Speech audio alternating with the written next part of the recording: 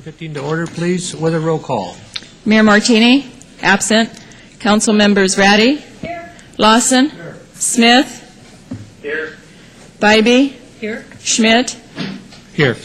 City Attorney Adams. Here. And City Manager Driscoll. Here. We have a quorum, thank you. Thank you, Ms. Clerk. Mayor Martini is feeling a little ill today, so we wish him a speedy recovery, and Mr. Smith is joining us by conference call today. So we begin with invocation speaker, Pastor Pete Vossler. Yes. Welcome. Please stand.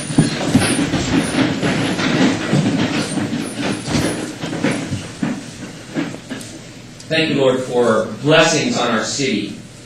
And when I think about it, I think it's a new beginning. I mean, yes, we've been going for a while on this prosperity, but it's a new beginning. Things are really looking up. Thank you for this great city council, the great leadership team we have in our city, for the fire, the police department. I pray that you would just bless them, protect them, and give them a double portion of your anointing. Touch our day. Give us wisdom, God, wisdom beyond ourselves. And that every person that speaks would just feel this alignment for the good of our city, for the good of our state. God bless America, and we thank you in your mighty name. Amen. Amen. Thank you, Pastor. Ms. Riley, would you lead us in a pledge of allegiance, please? Please join me. I pledge allegiance to the flag of the United States of America and to the republic for which it stands, one nation, under God, indivisible, with liberty and justice for all.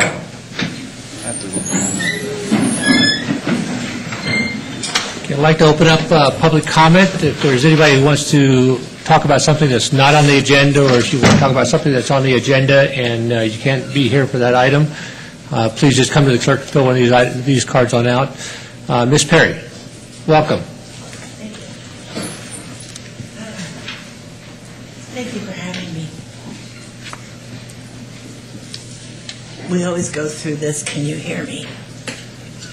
Can you hear me? Okay. I'm just going to read this, and that way I don't wander off. I'm very old.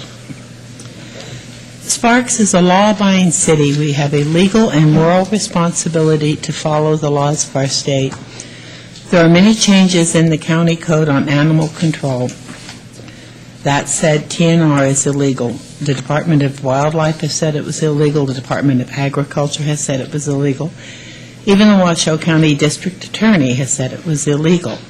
However, the City of Sparks and the merchants upon whose land these cats will be dumped become the legal owners per this ordinance. If you as a council allow this to continue, not only do you as a city become liable, but you are breaking the law. Community Cats, the SPCA, and the Nevada Humane Society are all guilty of a misdemeanor carrying up to 6 months in jail for dumping cats. Whitecrest is guilty of not enforcing the law. This is a quote from Richard Gammick. Pursuant to Section 55020, the Board of County Commissioners may contract for adoption services.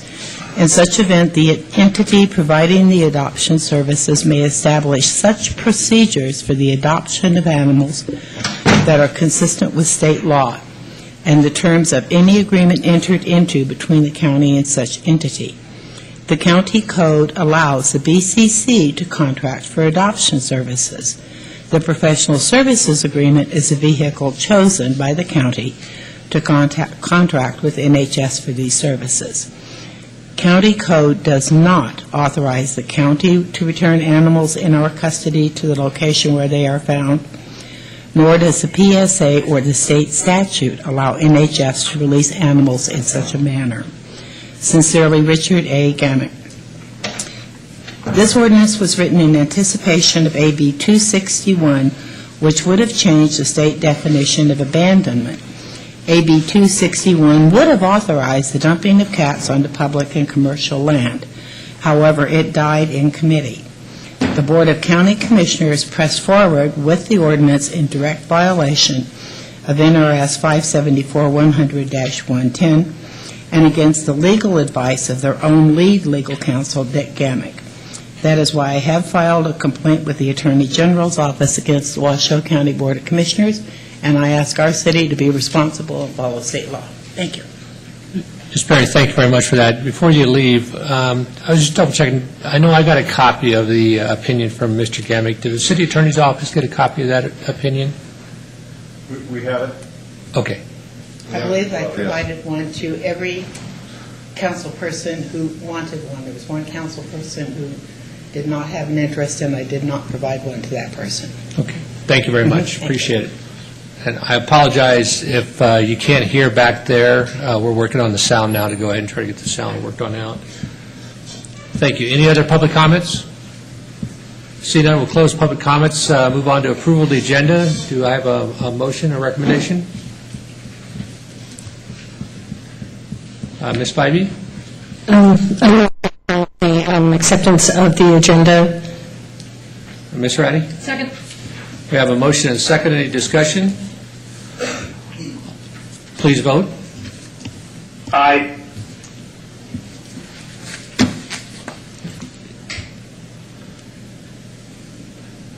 Passes unanimously. Mr. Smith is on the phone, and he was a yes vote. So, thank you.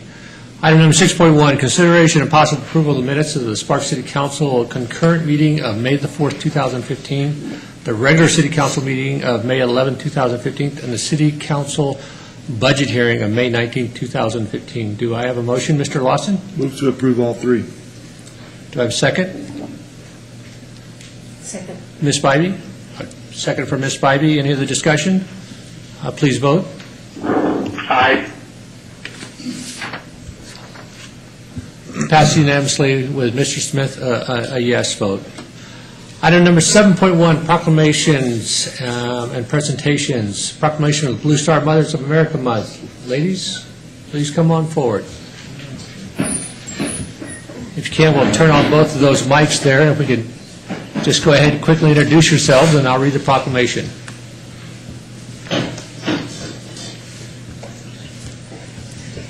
Good afternoon. My name is Julie Evans, and I'm president of the Truckee Meadows NB3, Blue Star Mothers of America. I'm Gwen Jensen, president of Blue Star Mothers of Spanish Springs, NV5.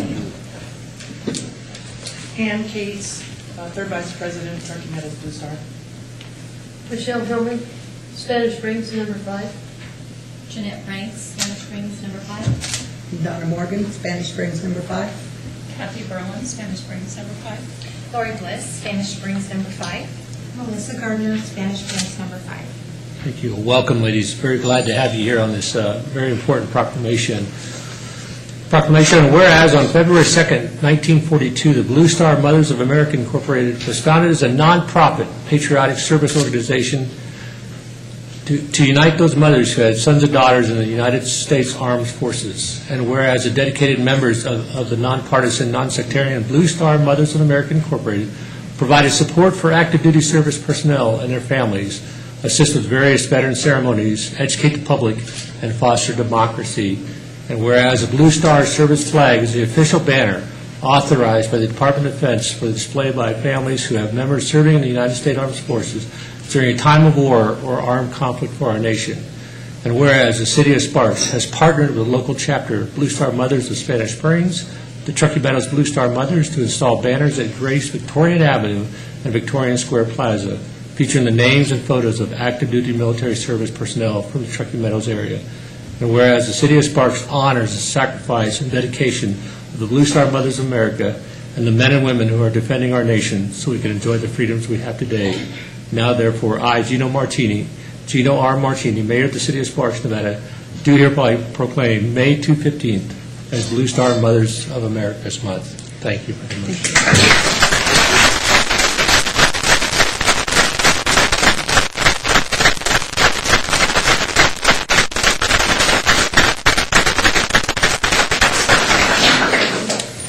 Thank you. On behalf of Blue Star Mothers of America, the local chapters, Spanish Springs and Truckee Meadows, we would like to present challenge coin just as a symbol of continued support between Blue Star Mothers and the City of Sparks.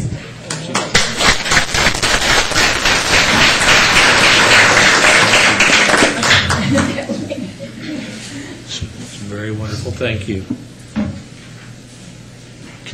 Just on behalf of Truckee Meadows, we would just like to thank you for all of the City of Sparks' support, especially for allowing us to put up the banners to display our children, as we're so very proud of them. Thank you. Thank you very much. Thank you.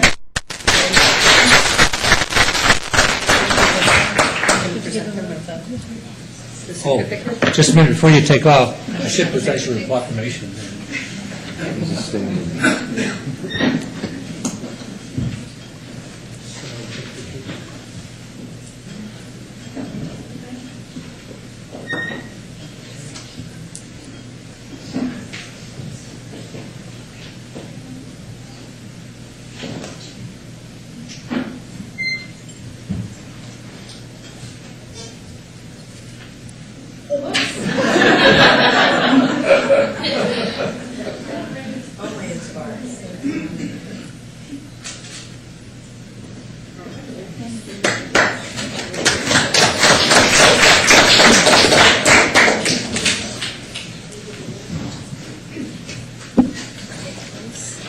It's very fitting that we give that proclamation on the day after Memorial Day for all of our men and women that have sacrificed and are continuing to sacrifice today for what we do. Thank you very much.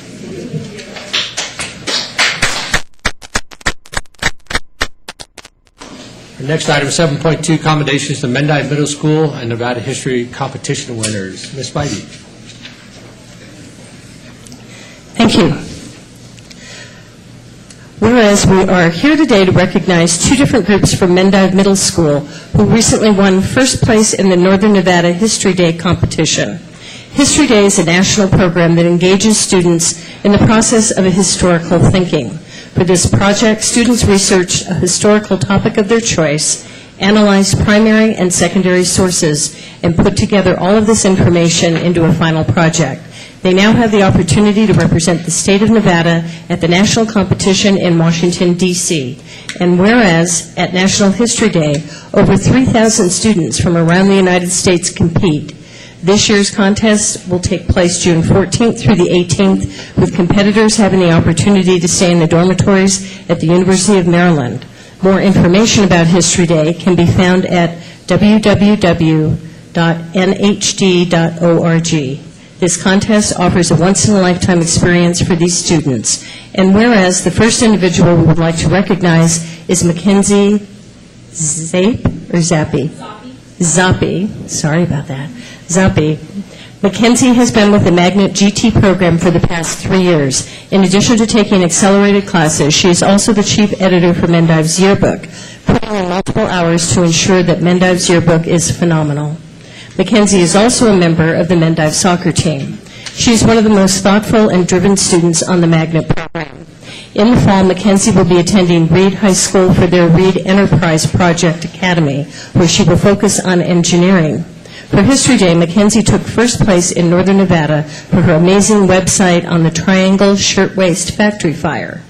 And whereas we would like to also congratulate Kenny Pucci, Champ Robertson, and Annette Villanueva for their History Day project about Snow White and the Great Depression.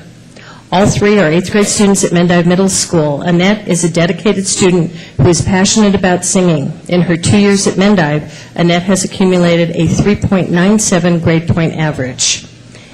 Kenny Pucci is passionate about baseball and has potential to be a great leader. His sense of humor brings out the best in the people around him. Over the past 2 years, Champ Robertson has balanced playing baseball, basketball, and football with taking the most challenging courses Mendive offers. Not only has Champ successfully taken on these challenges, he has truly excelled while doing so, earning a cumulative 3.91 grade point average. These three students spent countless hours researching, designing, and finally putting together this amazing exhibit. These students are looking for funding, and any assistance would be greatly appreciated. A donation page is set up at GoFundMe.com, and right now there's a problem. I just tried to donate, and there's a problem with the GoFundMe, but if you would like to contribute, and they still need help covering expenses to go back to Washington, D.C., you can contact Mendive Middle School. You could drop off a check there and make a donation that way. It'd be greatly appreciated. Now therefore, I, Gino R. Martini, Mayor of the City of Sparks, Nevada, join with the City Council in commending all of these students and thank you for your dedication, integrity, and hard work. Our community needs people like you. In witness thereof, I have hereunto set my hand and caused the seal of the City of Sparks, Nevada, to be affixed this 18th day of May, 2015. Gino R. Martini, Mayor.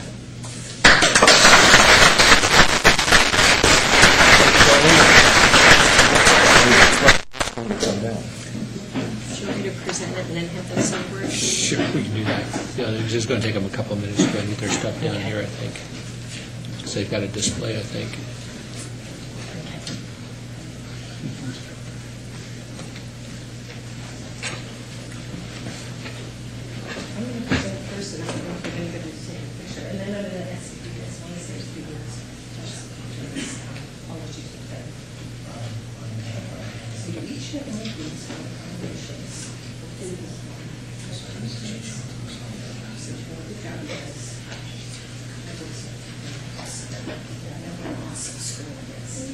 Do you guys want a picture of it?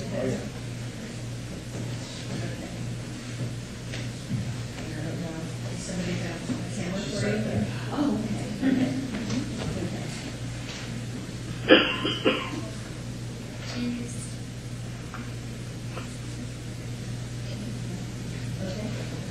Okay, and also, I've got something else for you. This is to help my contribution. You can take that into some of it probably. And encourage hopefully everyone else to give whatever they can to help these kids get back to DC. Come on and sit down and you guys can say a few words. We're not going to let you get away without saying a few words here. So. It's not that easy. I just remember there's only a couple of million people sitting there watching you now, so you're on TV. Welcome. Give us your name and tell us about your project. I'm Mackenzie Zoppi, and I did my project. I created a website in order to display the effects of the Triangle Shirtwaist Company fire and the reforms that followed, which in turn inspired our fire safety reforms today. Good job. Thank you. I'm Annette Villanueva, and we did the project on Snow White, how it was the first animated Disney movie. We wanted to do Walt Disney, but we wanted to go more into his creations, so we did his first animated movie. We could have done some other movie, but it was special because it was the first animated movie. And we showed how he created the movie and how he created this movie during the Great Depression and how it was a hard time and everything. Good job. You're not getting off that easy. You guys have to sit down and say something, too. I'm Champ Robertson. With our project, we first started off just doing it for the grade, but now after getting more and more into our project, we started loving what we did. We got passionate about Walt Disney and what he did and how much he risked his and his family's life just to give the people a way to escape the Great Depression. I'm Kenny Pucci, and like he was saying, with the project, it has more sentimental value now. And like we... Okay.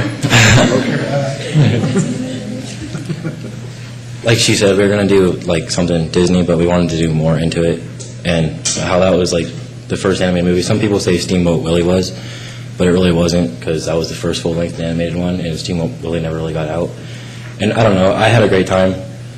It was a good project. I was thankful to have the opportunity to do it, and I was thankful for the teachers that were available, the resources, and I don't know, I enjoyed the project a lot. We can't see it from here, but for the audience, explain your setup here. We wanted to do on the left side just background about what the times were going on and what was happening during the Great Depression and how many people were unemployed. So that's what we showed on the left side of our board. And in the middle, we wanted to have the presentable look to make people come up and look at it, but also have the facts to follow our look. We had our primary resources of the Time magazines that Walt Disney was in, and then we had the original movie covers that was created for the premiere. And then on the right side of the board, we wanted to go into how he created everything. We showed like the different technology that he had to create himself just to make this 82-minute movie. We found pictures on the internet of primary sources on the cell drawings that he made and on the technology that he had to use. Great job.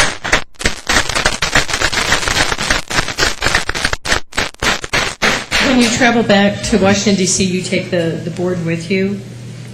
And then at the competition, like at the state competition, do you talk about explain your project? Do they ask you questions? Like the actual competition part of it is your display and then discussion about it? I'm pretty sure that it's just an interview, how it was at UNR, but we are not 100% positive that that's what it is.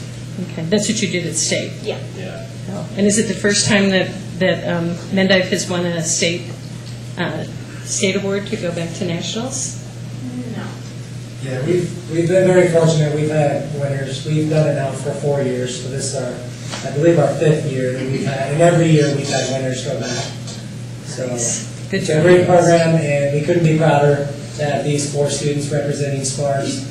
We know they're going to represent us well, and they've put tons of extra hours into this project. It is a requirement for all 8th graders to compete, but they obviously went above and beyond and are just great representatives for what Mendive is all about and what our city is all about. So thank you for having me. Thank you. Thank you. And that is their teacher, Trevor Moffat, who I've known. I'm Trevor Moffat, that's Rick Barbie, and this is Lindsay Kluhl, and we had the pleasure of teaching these students the last 2 years in Mendive. Any other questions from the council? Well, they say that the future belongs to our youth, and with young adults like you guys, our future looks real bright. Thank you very much. Great job.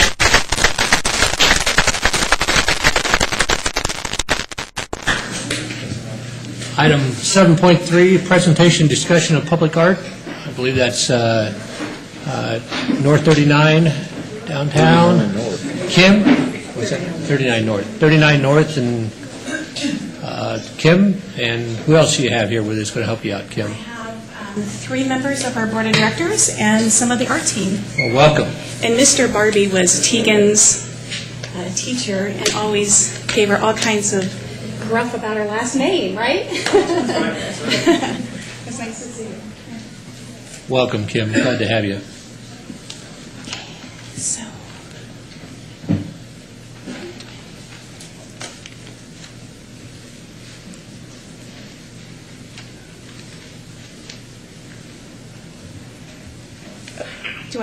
do I control this now? Okay. Yeah. So how's everything ready to go for the Thursday night festivals? We're ready? We are ready. Angela, can she say just a second about what's going on for Marketplace? Would that be Sure, okay? go for Okay. it. Go for it. It's a big event for the city. She needs to come down. I know this young lady can talk. She can talk. Okay, all right. I'm going to hold you to that. 2 minutes. Super brief. As many of you know, or some may not, starting in about 2.5 weeks, June 11th, running through August 20th, we will have our 39 North Marketplace. It is a twist on a traditional farmer's market where we have a lot more arts and crafts. We have different areas that have to do with Sparks Pop-Up, which is our first art kind of themed area in the Sparks Museum. It will run every Thursday. Different kinds of themes along with that. Local artists paired with a mentor. So we have a lot of young artists that are going to be working with mentors in the same field that they're in. We have the Kid Zone, where it's a sort of outdoor exploratorium type setup where they can do hands-on and take it home with them, such as creating bubbles, pop-resistant bubbles that they can take home with them and play later. We have chef demos by Chef Joe Edom, who's been very familiar with working with the farmers markets the past 14 years.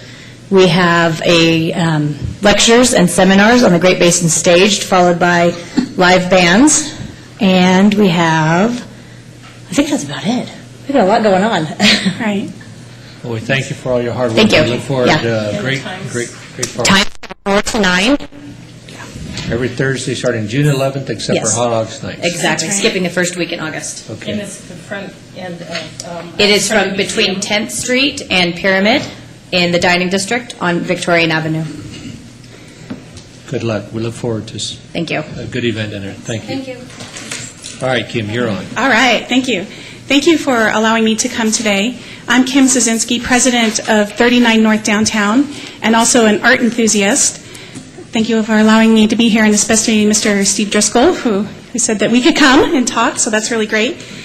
So what I want to ask you is, how do you see our identity as a community? I've asked that question to a lot of different people over the last couple weeks, and I've gotten an interesting array of answers from that. And some of the answers are, I don't know. And I think the best answer that I got was actually from my husband. He said, I loved growing up here and I love raising my family here. And I think that's true. We have a very nice city to raise a family in. But what if I told you successful small cities have public art and it's an important part of their financial success, and they have a strong identity? The first slide here shows you a city, some images from a city, Columbus, Indiana. Columbus, Indiana has a population of 45,000. There are 3 million visitors annually throughout the whole world that come to see the art and architecture of this city. I love their tagline, unexpected, unforgettable. To contrast that with a large city, this was just one piece that New York City did. It was called Waterfalls, and there was 4 installations of this surrounding Manhattan. It cost $15.5 million. They estimate that it's brought in $69 million to the city. That's over a 300% return on investment. In New York City alone, there's 1,400 cultural institutions that collectively bring in more than $6 billion to the economy. There is clearly an economic impact for both small cities and large cities. This is an artist and a piece. Her name is Eileen Gay. Colorado Springs, Colorado. And it was created by little pieces of tile that actually came from Angela from Loca Tile. She did this piece, and it was the 2015 Mosaic Art International Best of Show. Eileen Gay is a world-class artist living in Sparks, Nevada. Imagine visitors in the future taking photos next to a world-class piece of art in our city. Legends is a very good example of a developer taking art seriously. I think it's fantastic what happened in that development. And can you imagine what this development would look like without the art that's there? It supports everything about Nevada. This developer did it right. Kim, can I just go ahead? I was talking to Legends there real quick. I just want to make sure to note on it that the city put $20 million into that artwork there at the Legends Center. That's what it was driven by the developer, but the city helped fund all that. That's fantastic. Yeah, I didn't so know I that. want to let you know Yeah. that we Okay, did well, have- kudos to you. So Yeah. that's awesome. It was very important to the project. I know. Okay, it is very important to the project. Thank you. At 39 North, we created a vision statement recently, and Jason Evanchek is one of our he's on our board of directors, and he's funny. Many of you might know him. So when we're in a meeting and we start talking about art, he kind of sits back and he rolls his eyes because he doesn't care about art. And I know that there's some people in this room that don't care about art, and it's okay. He cares about the financial success of our city, and he cares about our goals as an organization moving forward that have to do with financial aspect of it. So I get that. But this is the last part of the sentence that I want to read. To see the city of Sparks be among the top 10 places in the U.S. to work, to live, to play. That's a big vision. And when I read that, I thought, well, what does it take to be a top 10 city, be rated that way? I didn't know. So I did some research. There are many lists, Forbes magazine, Money magazine, that list these top 10 small cities, and small cities are usually about 100,000 or less. And And the indicators for all of these cities were things like great jobs, strong economy, affordable housing, excellent schools.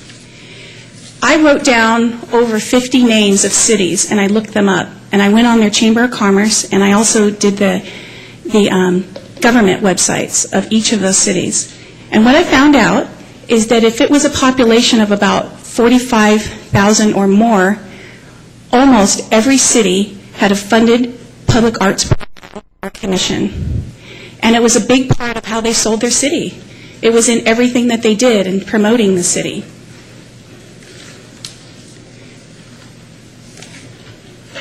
This is just a few examples. Key West, Florida has a population of 25,000, and they have a pretty phenomenal program. Napa, California, which has slightly less population than we do, has had a long-running public arts program. Ann Arbor, Michigan, which is a population slightly over what we have, has a world-class art commission. We have Sparks, Nevada, 93,000. We're a little behind. We can no longer afford not to have art in our city. We are a well-run, ordinary city. This is not congruent to 39 North's vision. We imagine an extraordinary city with a great identity.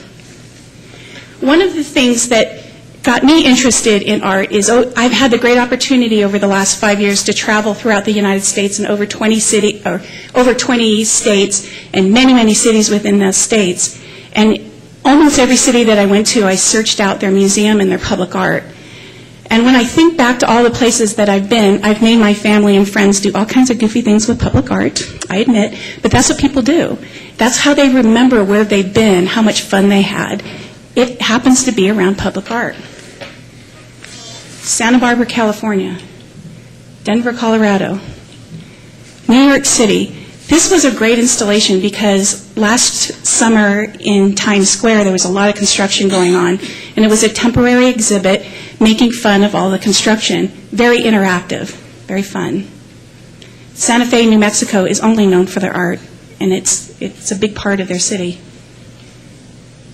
This is a piece from Chelsea, Michigan, who has a population of 5,000.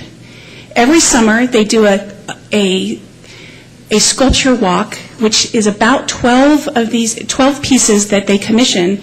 They're all about life size, so they're smaller. They're not big pieces. And at the end of this festival that they have, they sell them off. So many of the businesses and residents throughout this small community and surrounding communities own these pieces. New Orleans, world class. Santa Barbara again. I love this little alleyway that we came across. We were in a brewery district in that area, and this was a little map of where all the breweries were. This is something that we can do. Asheville, North Carolina, if you've ever been there, it's a pretty extraordinary city, all about art, and it seems like every street you go down, there's something special. Chicago, Illinois, this is probably my favorite public art piece. If you've ever been there, it's huge. It reflects you. It reflects the people around you within the city. It's a great example of how a piece of public art can represent a city fantastically.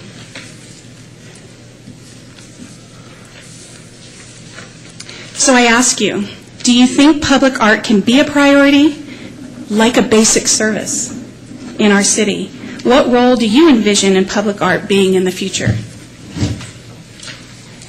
One of the things that we've done, and Angela mentioned it, is we've put together an art team. Marketplace, we're doing the Sparks pop-up, pairing a student with a professional.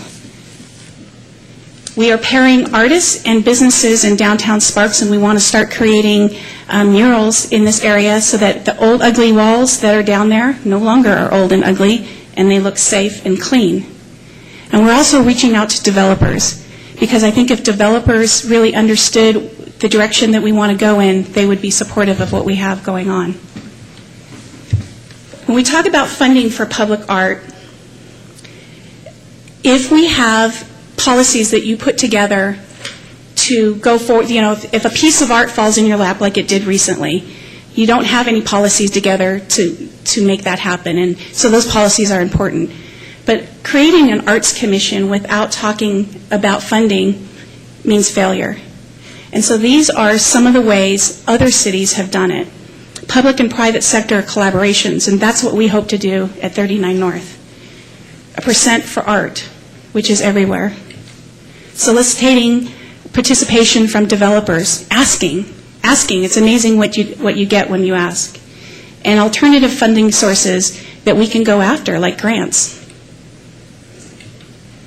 Public art and culture can create business connection to the community and the city by increasing real property values and stimulating the economic development. Public art and culture matter. We have a very well-run city, but it's ordinary. We need to have an extraordinary city with a great identity. Let's make this happen. Thank you. Thank you, Kim. Appreciate it. Any questions from the council for Kim? Julia? Thank you, Kim, for your passion and for taking the time to really take a leadership role in this. I think it's phenomenal. We made some small steps towards a public art and historic commission before the recession, and then we disbanded it during the recession, but I think it is a good time to take a look again and see what we could do. My questions to the city manager on 1% for art. I know that there are certain organizations in local government, larger regional organizations, that have a 1% for art program. Is that something that is within our purview to be able to do, or is that something that Dillon's rule keeps from us? I would have to do some research on that as a net new fee, or something in that realm as to what we do. Most of what we're allowed to do by NRS currently is a fee for service. So I would have to do some research and find out whether a fee for a product that would be a visual service, if you will, maybe, then we might be able to stretch around that a little bit. So at this point, it would take some research to do that. Okay, and I believe RCVA has 1% for art. Help me out, anybody? I don't know. The city of Reno has 2% on all city projects and parks, plus other funding sources. It's 2% for public money, not private. Public money, yeah, that's right. Not private money. That's right, not private money. Can't go to a private developer. That's right. Okay. I think RCVA falls under the... I've done a lot of research, Mr. Driscoll, and I'd be happy to share it with you. Thank you. You've offered that, and I'm looking forward to seeing it. Thank you very much. So I would be interested in pursuing, just to find out if we have the authority to do it. Mr. Lawson?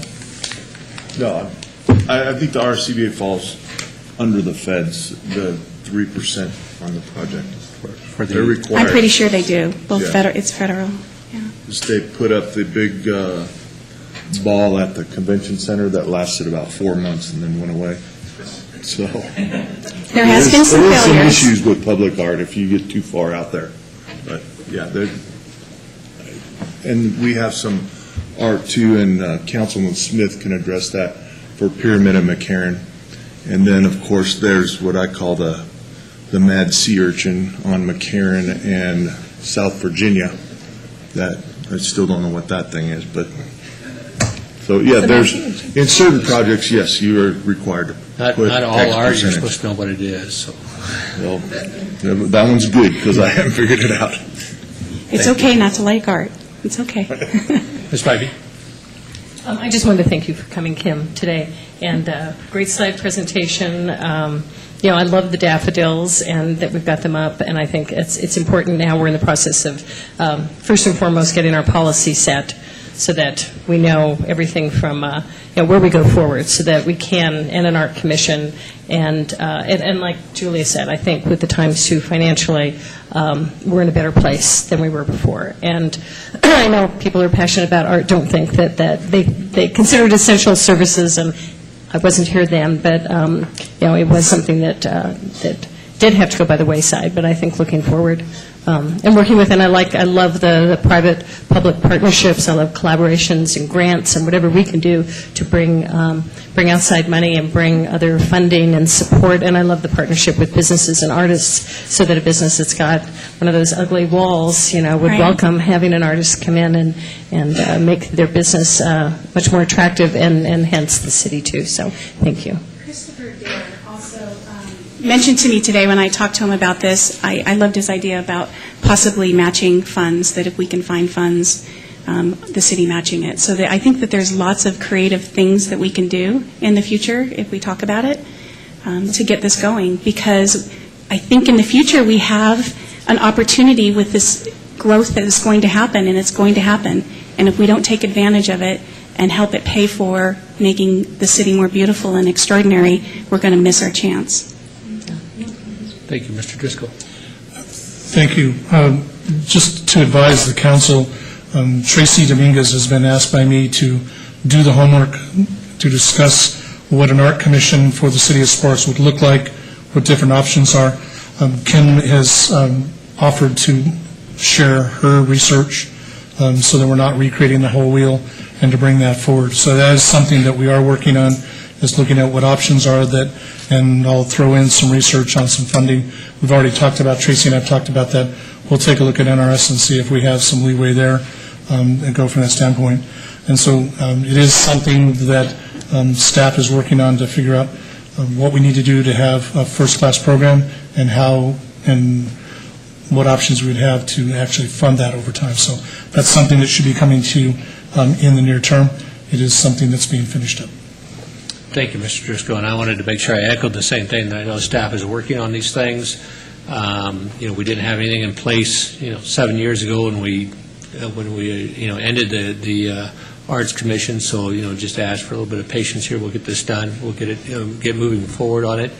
I do want to give you just a minute to kind of talk about the Yellow Daffodils, and that is a classic example of a private-public partnership, that worked on out, and actually I think has enhanced some of the static displays of stuff around there right now. So maybe you just talk real quickly about, how the artist on that piece and how that came about. Thank you. Well, it was because of Angela. Angela reached out to Peter Hazel and asked the question, can we borrow this piece? And he generously said yes. And I would like everybody to go down and take a look at this piece, because it's made up of thousands of handmade pieces of little tile. It's an extraordinary piece. And Peter has been so generous in trying to work with the city to make this work, and hopefully we'll have it for a year, maybe more. But it's a start. I think that's, we're going to ask people to do things for us. Well, Angela's like magic. She asks, and all kinds of things happen. And it's perfect. And I think what a point I'm making here is that that the city doesn't have a financial interest in it. We may have a financial interest in the future. And I don't know, Mr. Dare and everybody saying, city match this and do that. And the last thing you want me to do is give you a tax lessons on the state of Nevada taxes, on how the city of Sparks is funded and how there's a huge inequity between the different entities. You don't want me to do that. I don't, no. That would be days and days and days of education, and your eyes are going to glass on over, and you're going to come back with the same result. I only want what everyone else has. Because I'm going to bring it up at the end of the council meeting, just to kind of give you a little tidbit between Reno and Sparks, that Reno collects $3 of taxes for every single dollar that's collected in the city of Sparks per citizen. So, we need to do better, clearly. What's that? We need to do better. And, would you want that tax education lesson? No. That's where that comes into play. But thank you very much for the presentation. Keep up the good work. I'm very, very impressed with 39 North and all the work that they've done. Did I say it wrong again? Is it North 39? No, it's 39 North I downtown. keep saying it backwards for whatever reason. You guys are doing a phenomenal job, and we look forward to partnering with you in the city on these projects. So thank you very much. Thank you for your time. Good job.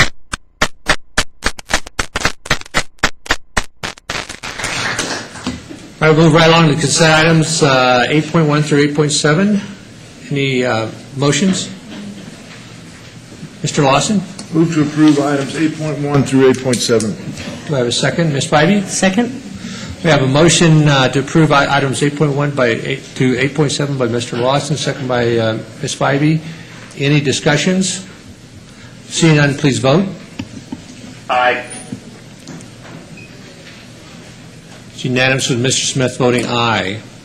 Item 9.1, consideration discussion and possible approval of appointment to the Regional Planning and Governing Board for a 3-year term. Mayor Martinez has indicated that he wishes to seek reappointment. Mr. Driscoll. That That concludes your presentation. My presentation, thank you. All right. I'm here to answer any questions. Move to approve. We got a motion by Mr. Lawson, Ms. Ratty. Second. We have a second by Ms. Ratty. Any other discussion? Please vote.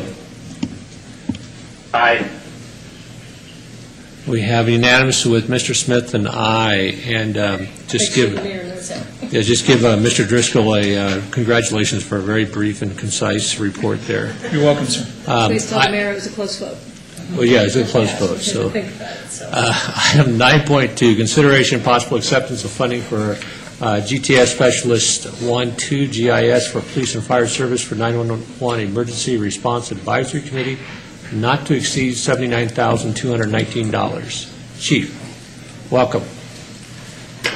Good afternoon, members of council. I come before you as one of our new needs this year. We submitted a request for a specific IT or GIS position to specifically deal with police department and fire department issues related to police and fire with mapping and the technology that is advanced to that degree.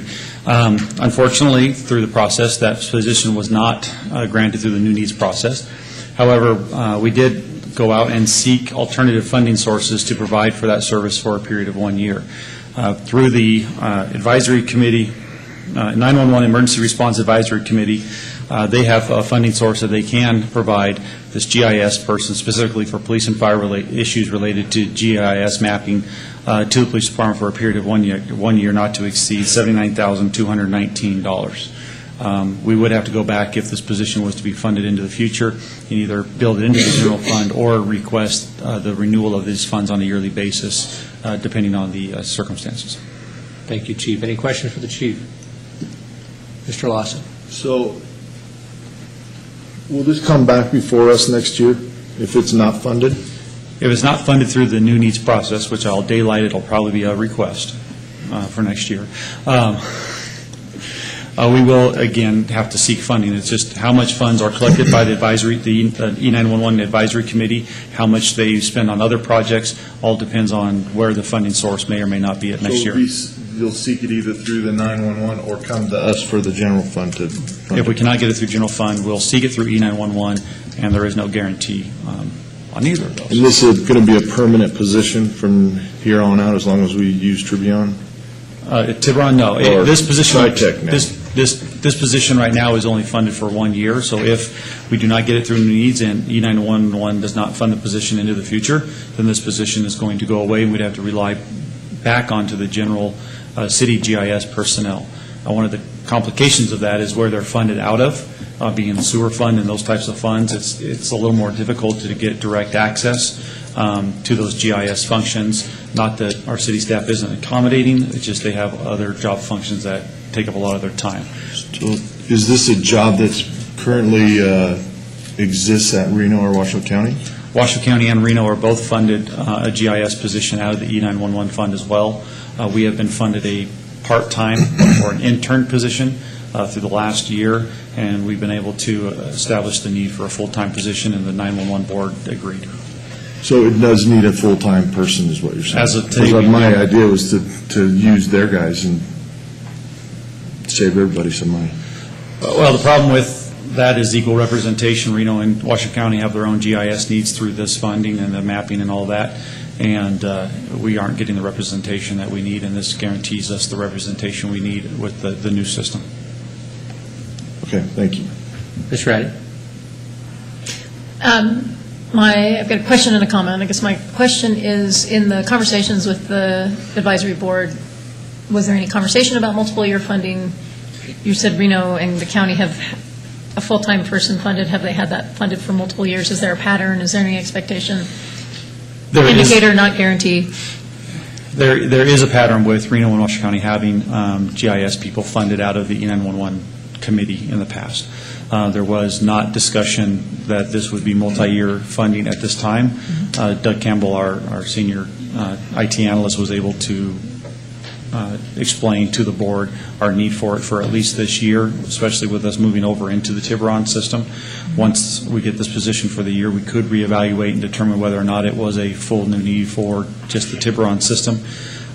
We have needs into the future using GIS and the technologies that go into crime mapping, predictive policing, and a lot of the things that is built on the Esri platform. So in the future, we are looking at expanding it just beyond dispatching and mapping and address verifications and those things into actually a component of the police department where we're looking at it for predictive and intelligence-based policing models. How important is it to the EMS oversight structure and the new activities that have come out of the Tri-Data work through the health district?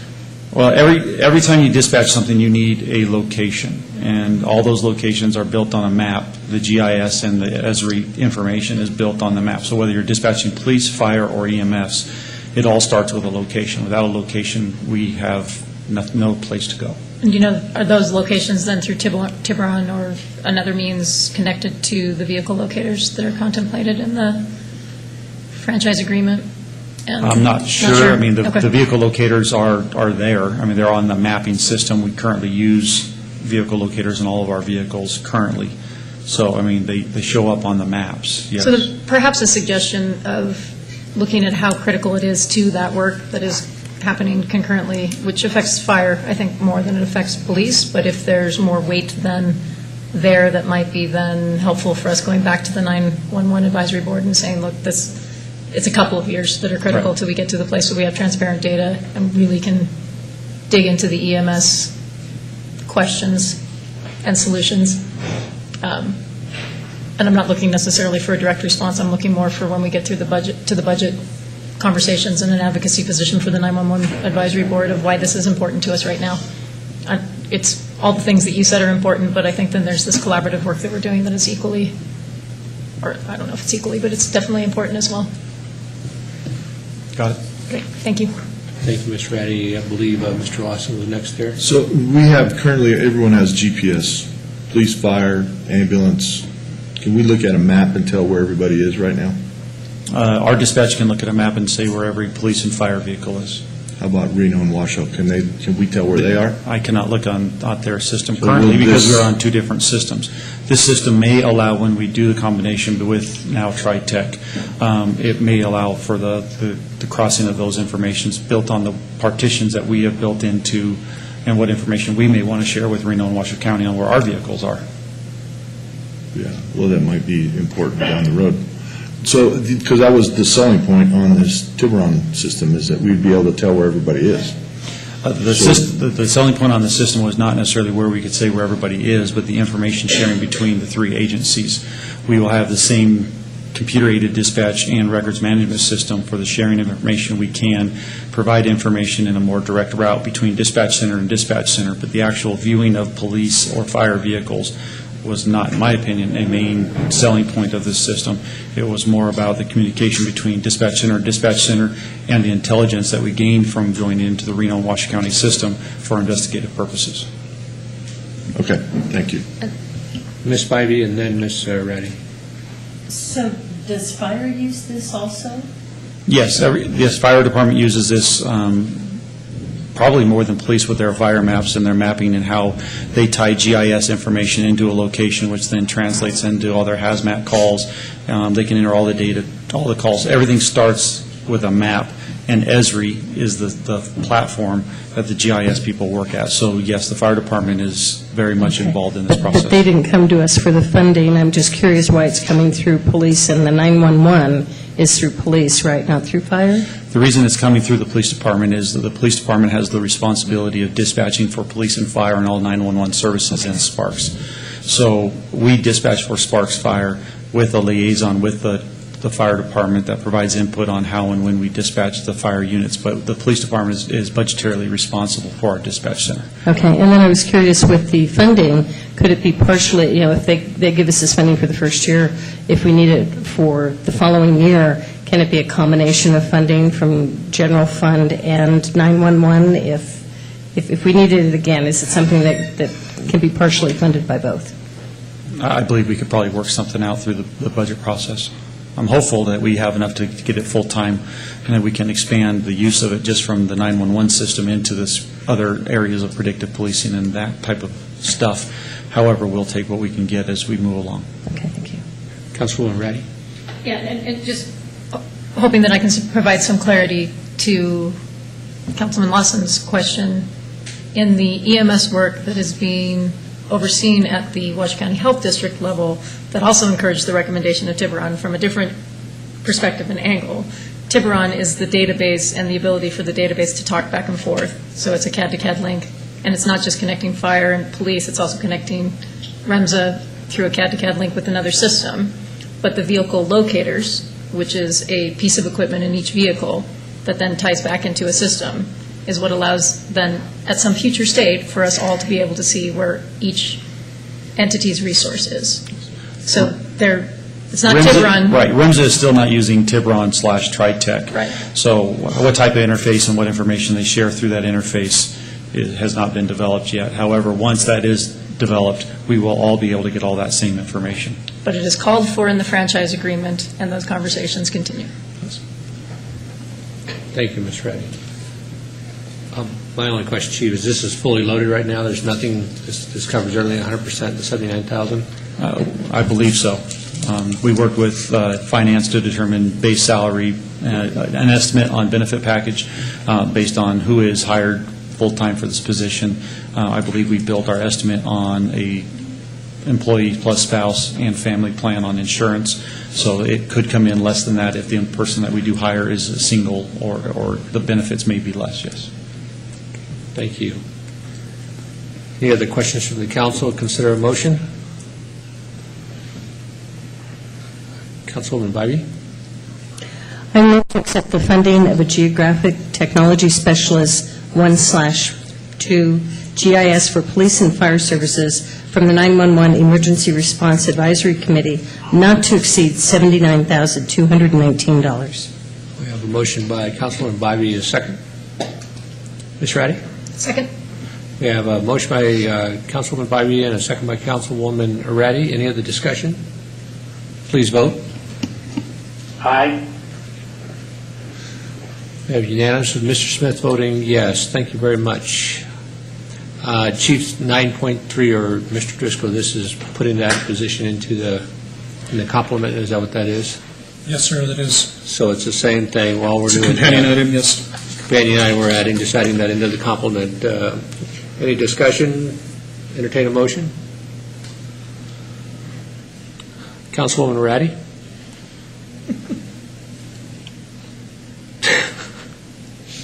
I'll move to increase the complement of the police department to include a geographic technology specialist 1/2-GIS. We have a motion by Councilwoman Ratty. Do we have a second? Councilwoman Bybee? Second. We have a motion and a second. Any discussion? Please vote.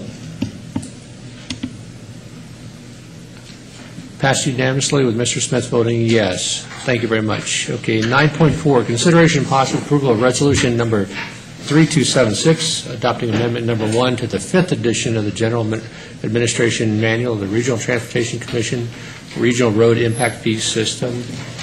John, welcome. I apologize for the title, Councilman Schmidt. Good afternoon. The never-ending revisions, huh? Yeah.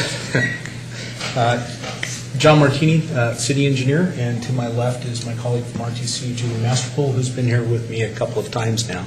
As the council will remember, in January of this year, you adopted an ordinance to amend Title 12 of the Sparks Municipal Code that deals with regional road impact fees.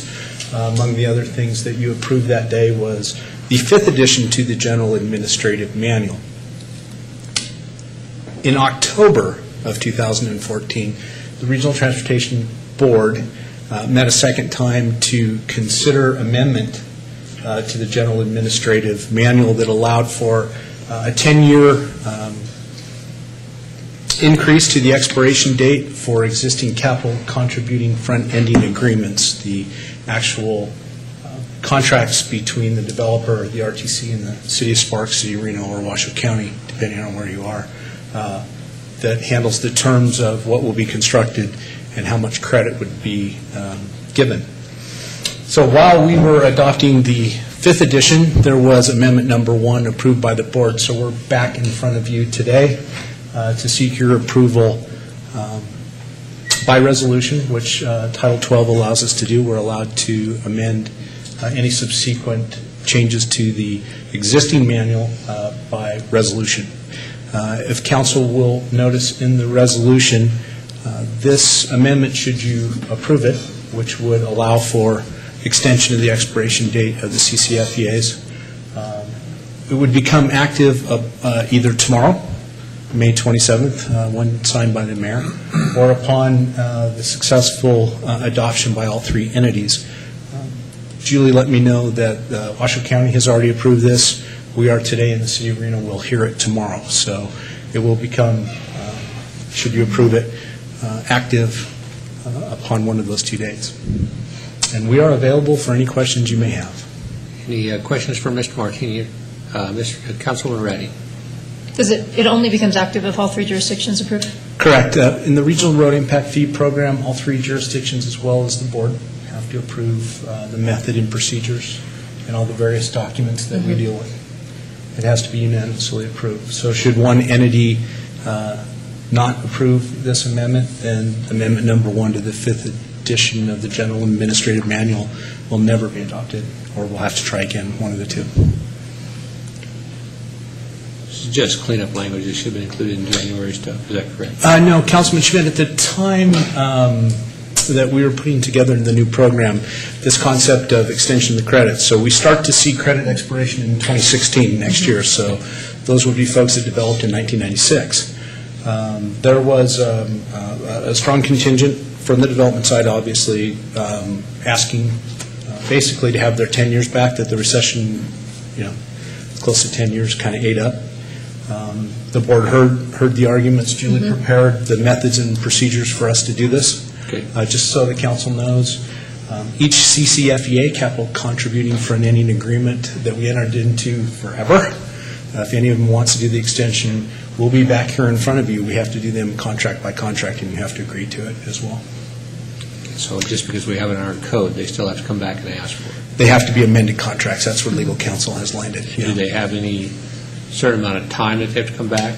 Well, that's why Julie's here. Okay, well, that is getting a little bit more interesting now. Yes, what we're going to do is, in the documents, that we do have a 6-month open window that we're going to send out, give notification to all the existing credit holders. There's currently about 300 different folks that own credits, so we'll send out notices, publish in the paper, and then we'll have a 6-month open window that they can come back to the RTC and make a request that I'm sorry. Sorry. Yeah. So it was baby. I can't even do it anymore. She made the X, and then whoever finished, then they said it's time for. Then they'll say, okay, well, then we'll say no, and then we'll go ahead and move on. Take ours. Okay. So, all right. sorry. Thank you very much. Mr. Lawson? Yeah, I believe this is a meeting I sat in for Councilman Smith. So what was on the board at that time, if I remember correctly, was no expiration, that those credits would be good forever, a 10-year expiration, or continuing with the 2016 expiration. If I recall correctly, Councilman Lawson, you were at the meeting where we approved the first set of documents, and we had discussion about what amendments Julie would bring forward to handle this expiration. The discussion at the time, I do agree with you, it was extend them for 20 years, extend them for 10 years, don't extend them at all. Okay. And the board ended up ultimately deciding that 10 years, about the length of that recession, give or take, was appropriate. As Julie said, there'll be an all-call, an open window. If you don't answer the call within that 6-month window, you don't get the opportunity to ask. No extension. There's going to be a limited time period. Should all of our CCFEA credit holders come in, you'll see me quite a few times. I was hoping we could do it in a group, but legal counsel says each is a standalone contract. You have to hear them individually. So there will be some work for us. You'll likely, our friends at Tanamera will probably be in. I believe Loeb Enterprises or their Aaron Signs holds credits. We certainly, the Kiley, different entities of Kiley will likely be here. as well as others. Thank you. Councilwoman Moratti? So I think we can clearly articulate the benefit to the developer of doing this. What's the benefit to the system, to the community of doing this? I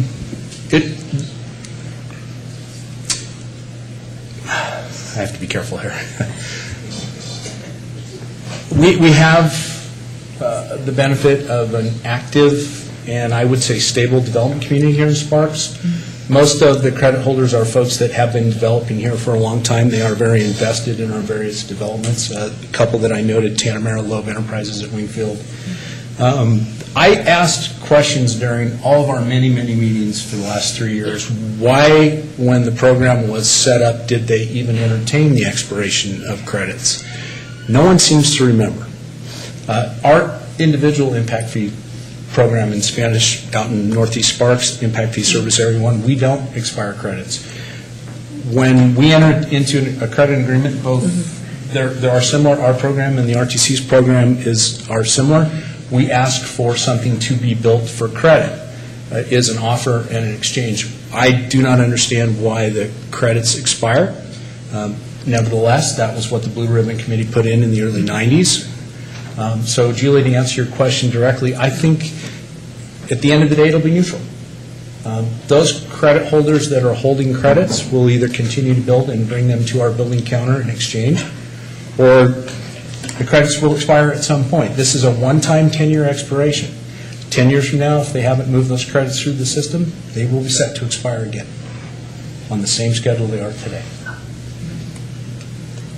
And I should mention that we also made a change with the new program, the 5th edition that we did adopt. We switched from credits and to the new program, which are very similar, but they will not expire. So this is something kind of in between what our old program was with credits that did expire. Our new system, basically, if someone does do an improvement, that it will never expire. So this is kind of one of those in-between steps. It's safe to say that the benefit to the public right now is they're using roadways and streetlights and improvements that would not be there if somebody didn't put it in, or there would be a major debt on the RTC side to get these things put together. Along those lines, Councilman Schmidt, I sat before you many times as we were in our boom. We had needs for infrastructure, whether you like the Regional Road Impact Fee program or don't like it. What it did for us is it allowed development to continue without them waiting for funding from us. Imagine Los Altos Parkway, Disk Drive extensions to Pyramid. Those were multi-million-dollar facilities. If those developments, the Galleria, Preserves, everything along Los Altos in that commercial area, might still be waiting for RTC and City of Sparks combined to find the funding to build those arterials. Mr. Austin, Councilman Austin. Just my memory's coming back to me in spurts here. So the reason for the expiration of the credits is because the way the formula is set up on the credits, they continue to increase in value as they go along here. As the money gets more expensive to build the same road than it was 10 years ago, they're still getting the same value 10 years later. When you are issued a credit, you're actually issued them in VMTs, vehicle miles traveled, not dollars.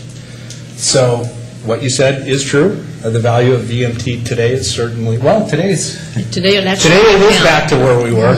But at the peak, they were a couple, 3 times more than, say, if you had gotten a VMT in 1996, 1997. So, yeah. So that to me, in my mind, that's the reason to expire them, is because they're actually gaining in value as our economy picks up. Well, they actually change in value. They do change in value, and up to date, it has gone up in value every year until today's most recent one. And it came, the fee for an individual, let's say, single-family home is actually less than what it was for the 4th edition. So it does go up and down, and it's all based on the actual improvements that are needed for those roadways, those capital improvements that we need for our road expansion for the future. So as that changes, so does that value of the VMT. So it does go up and down. We just see more ups than downs. Thank you. Thank you. Any other questions from council? I'll entertain a motion. Thank you, staff, for your presentation. Councilman Lawson? I move to approve resolution number 3276, adopting amendment number 1 to the 5th edition of the General Administrative Manual of Regional Transportation Commission Regional Road Impact Fee System. Thank you. Councilwoman Bybee. Second. We have a motion by Councilman Lawson, second by Councilman Bybee. Any discussion? Please vote. Aye. Passed unanimously with Mr. Smith and I. Thank you. 9.5, the project that keeps on giving. Consideration and possible adoption of resolution number 3277 to augment the fiscal year 15 capital projects fund budget of the City of Sparks to provide appropriations partially to cover change orders number 1 and number 2, the outsource and pool area ventilation and building envelope improvement project. Welcome. Thanks. Stacy Hemmerling, Budget Administrator. Sorry for the long title again. I'll think about that in the future. This item today is to, the augmentation will provide appropriations to cover the change orders that were necessary at Al Sorensen when the problems were discovered, the ventilation problems. I can't speak to those specifically, but the 2 change orders came through at about the same time as the first one. We got a check from Tumwa to reimburse us for some overpayments at Al Sorensen, coincidentally, and while the first plan was to use the funding from the HVAC project to cover the Al Sorensen change orders, once this money came in, it was decided to use that Tumwa money. And so this budget augmentation is just following what was supposed to happen with the budget to provide budget for those change orders. The work is already done, though. And basically with budget augmentations, we're probably going to see you several times over the next 2 meetings, is to balance the books, because we're not allowed by June 30th to have any line item out of balance. It has to be 0 or positive. That is correct. We've got one more coming with redevelopment, and I might be bringing another one back. Thank you. Any questions from council? Councilwoman Ratty? How did we discover that the Tumwa bill had been overpaid? You know, I think the check just showed up, and I know, it is amazing. I don't know if Tracy knows more about this. It is a good day to open the mail up, isn't it? It was a good day. It was perfect timing. Good afternoon, Tracy Dominguez, Parks and Recreation Director.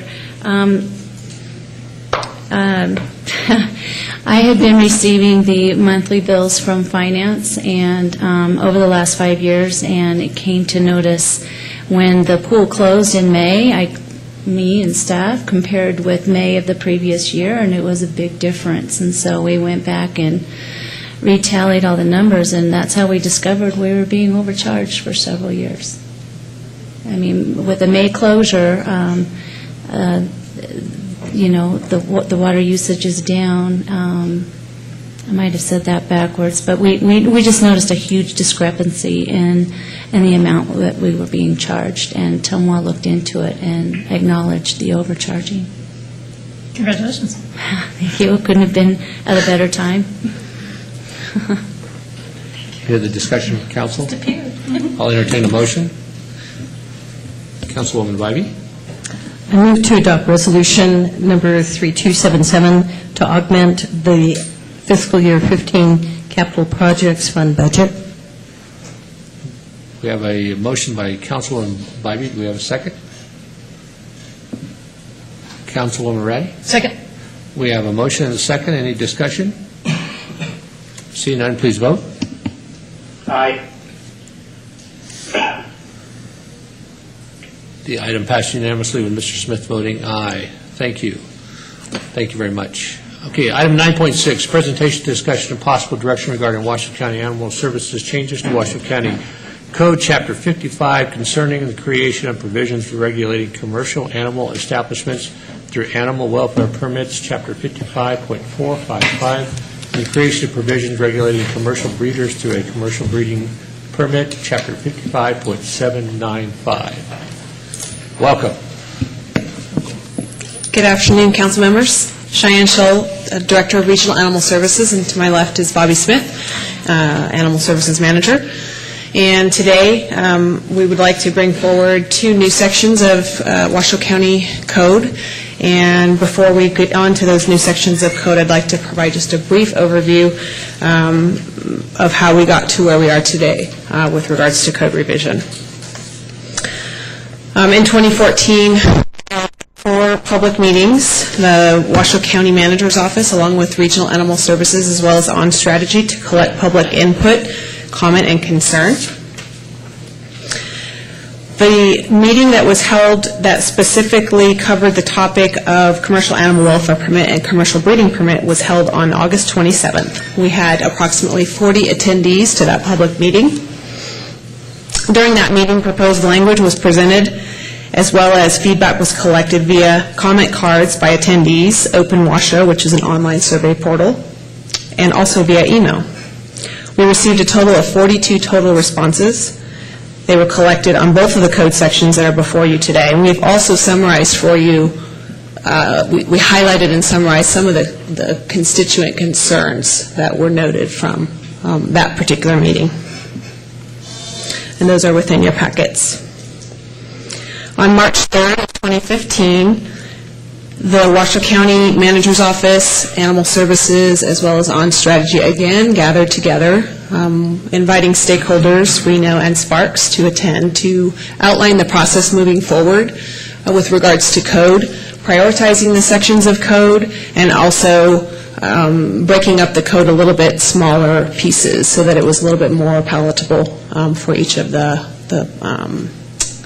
councils as well as our Board of County Commission. So today we have the two new sections of code, which I've previously mentioned, and Bobby Smith is going to be outlining the overview of each of those particular sections of code.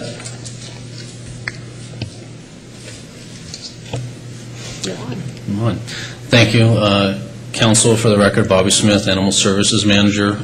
Before I get started, the updated packages you received from the clerk, those contain the red line working documents for each of the code sections we're going to discuss today. They were missing from your agenda packages, so we want to make sure that you had those so you could see where we had constituent concerns and some of the work that we did on the two code sections. Before you go on, do you know the council doesn't accept late documents? The council does not accept late documents? Okay. Okay. Okay. Thank you. You're welcome. Okay, first we're going to look at Chapter 55-795. This is the commercial breeding section. This is a new code proposal. It is in response to Senate Bill 299 that was entered into the 2011 legislative session by Senator Menindo. What this legislative amendment does is it proposes the requirements to issue commercial breeding permits within Washoe County, and that would encompass also the city of Sparks and Reno. The requirement is for Animal Services to inspect and permit commercial breeding facilities for welfare.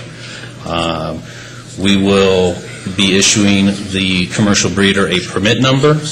That permit number must be on all receipts, all advertisement, anything that to do with the business when they conduct business within Washoe County.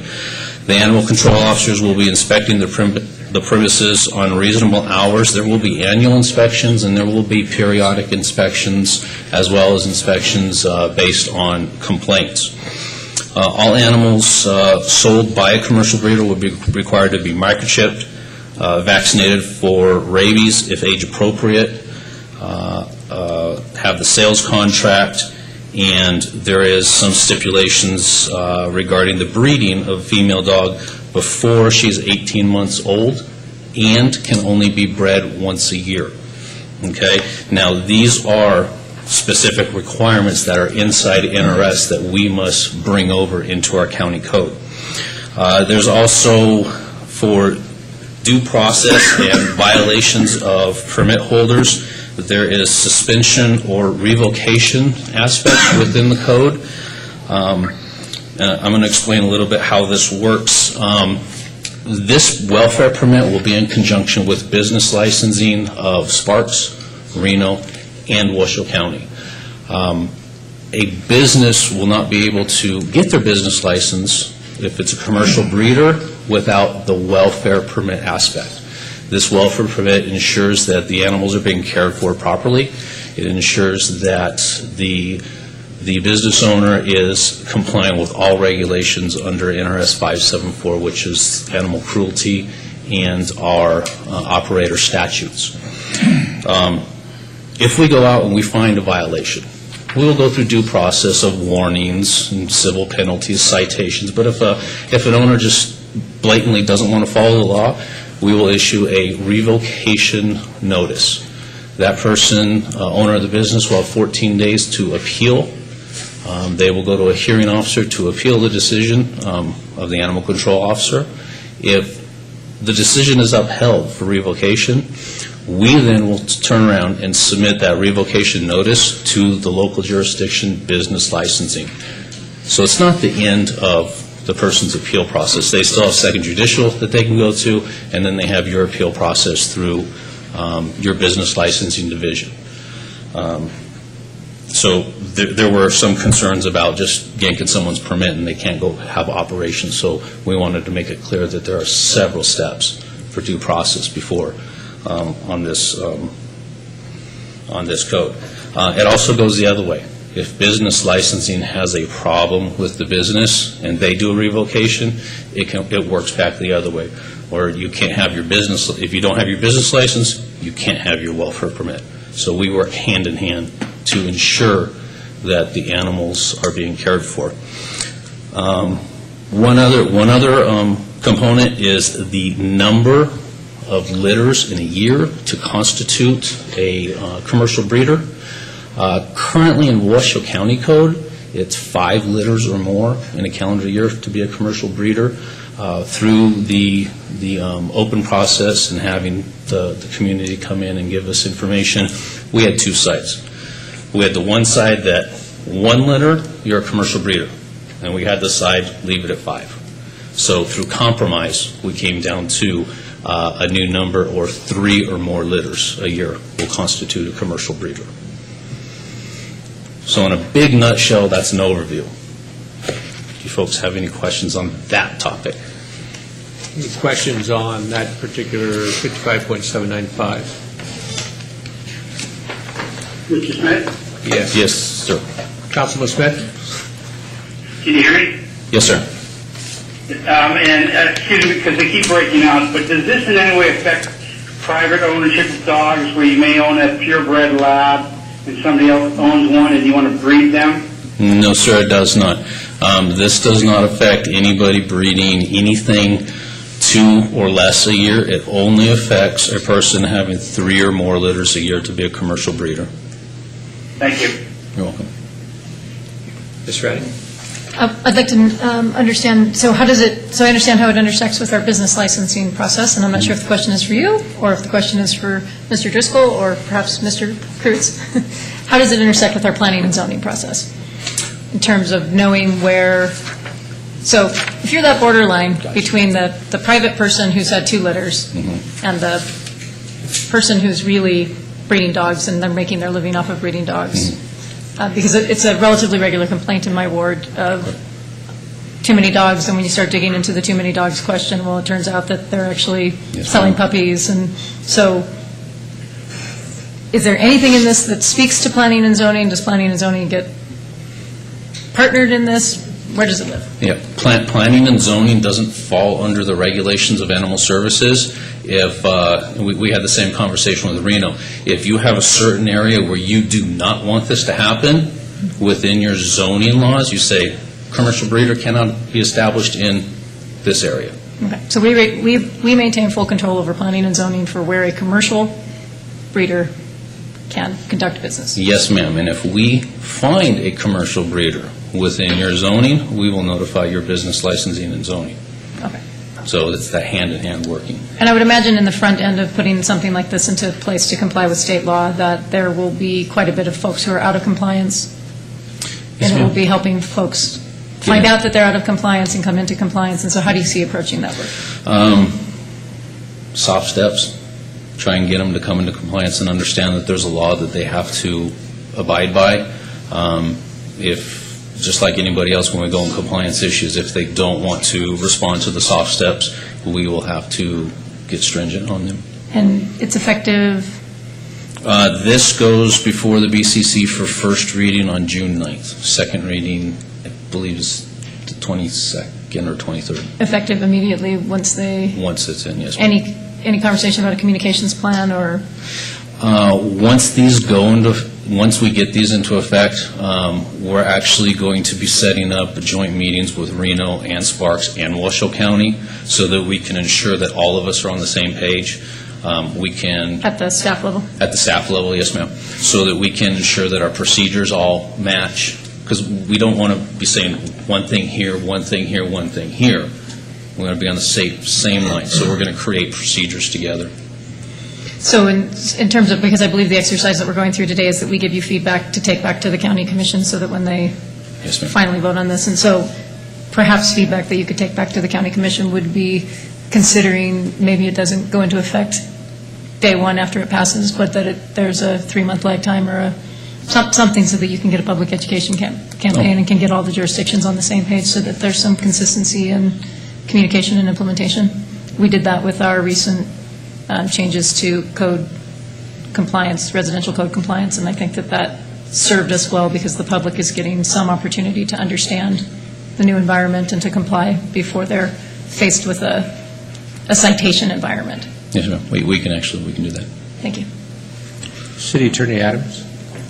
You know, I go to a lot of different sporting goods stores, shopping centers, and I see people out there with puppies all the time for sale. Yes, sir. They're in boxes, they're out in the hot sun, very seldom that they're in the water. Does this cover that situation at all? Does it try to address that? It doesn't specifically address the sale at Walmart, but we can go and find out who these folks are and track backwards. And what good will that do you? Because if we find out that they are breeding over the number, then they will fall into this and they will have to either come into compliance or stop. So the person that has maybe 4 or 5 litters of pit bulls a year will be investigated by Animal Services, and maybe something will be done to them, or what? Yes, sir. It'll fall under this code. Yeah, I think it would be good to mention it specifically in the code. I think there's an implication. It's certainly implicit in your language, and you made a good point as to how that would be brought in. But I think that something as far as parking lot sales or things. I mean, you go down to Sportsman's and you're seeing everything from Springer Spaniels, Labs, Griffons, guaranteed, and you have, and it's Walmart. You've got the pit bulls and everything else. So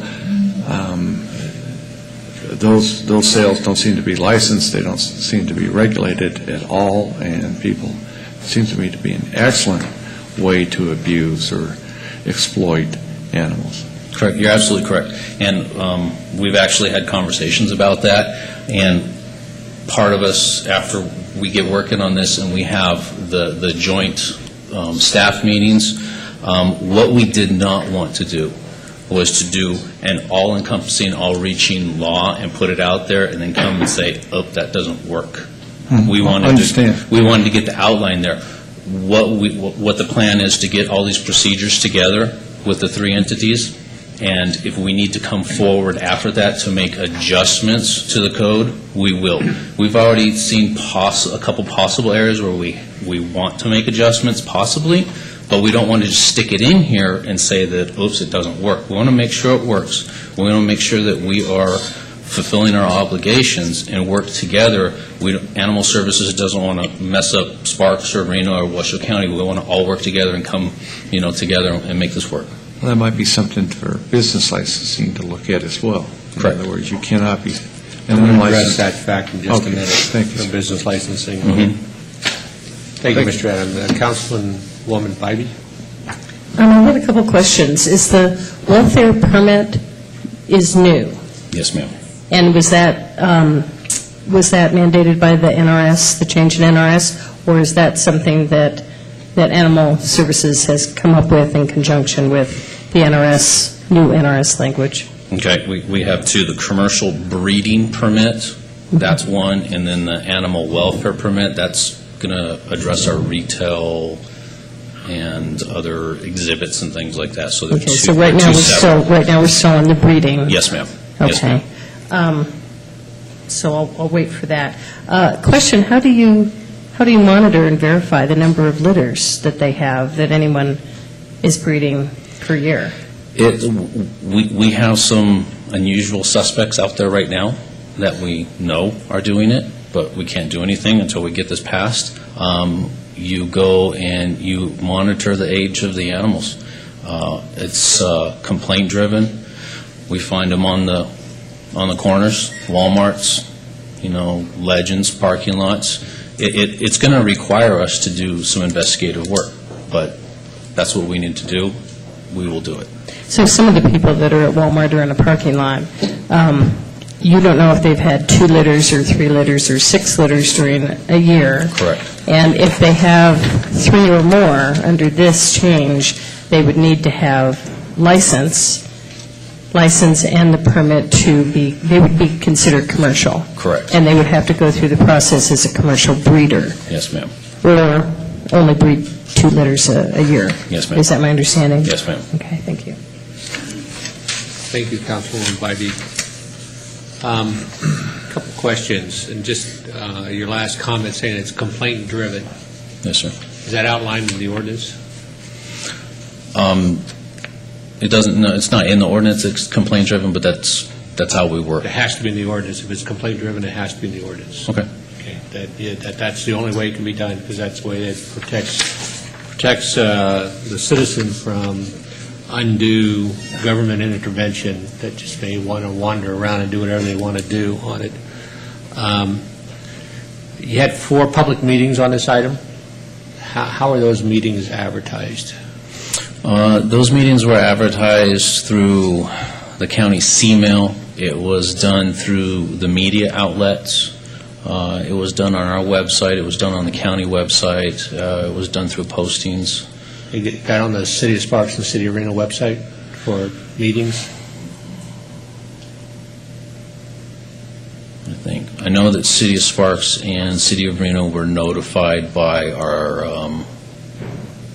our marketing division of Washoe County. And I'll skip down a couple questions, because you said your Reno and Sparks was reached out to. Who did we reach out to? In Sparks. Mr. Adams was Mr. reached Adams' out. office. He was reached out by Deputy District Attorney Terry Shea. And he was reached out that there's a public hearing on this matter, that there's a He public was forum? he was reached out with the code sections. You received 42 responses, Yes, sir. and you're saying you reached out to my constituents. How many of my constituents were in those 42 people? I don't have that answer for you. I know there were people from Sparks. Ardina was there.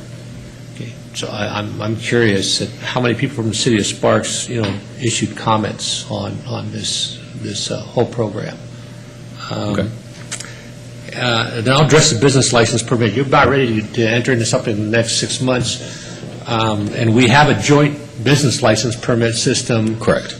How has that been addressed? Because obviously you not only have education on our zoning folks, but you got every person who's going to issue a business license in the city of Sparks on this regulation has to be educated on it. How has this been integrated into that system?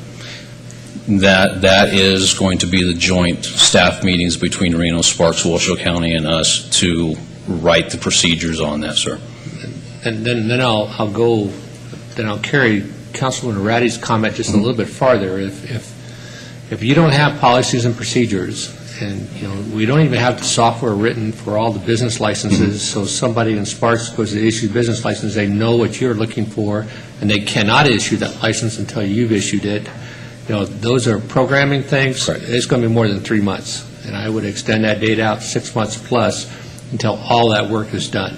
if this passes the county commission's office, because the last thing I want to see is one of my staff members get caught in the pickle because they're issuing a business license to something and have no idea the computer is not generating a ticket for it, that they can't do that. Absolutely. Until somebody else has already issued that license. Absolutely. And I'm not so sure that we have too many business things situated where we have a third party giving the okay before the city of Sparks can give the okay on that. Correct. Okay, all right. And I'll hold all my other comments for general after the presentation of 55.455. Okay. Mr. Schmidt? Yes, Mr. Smith, go ahead. One more, two more questions.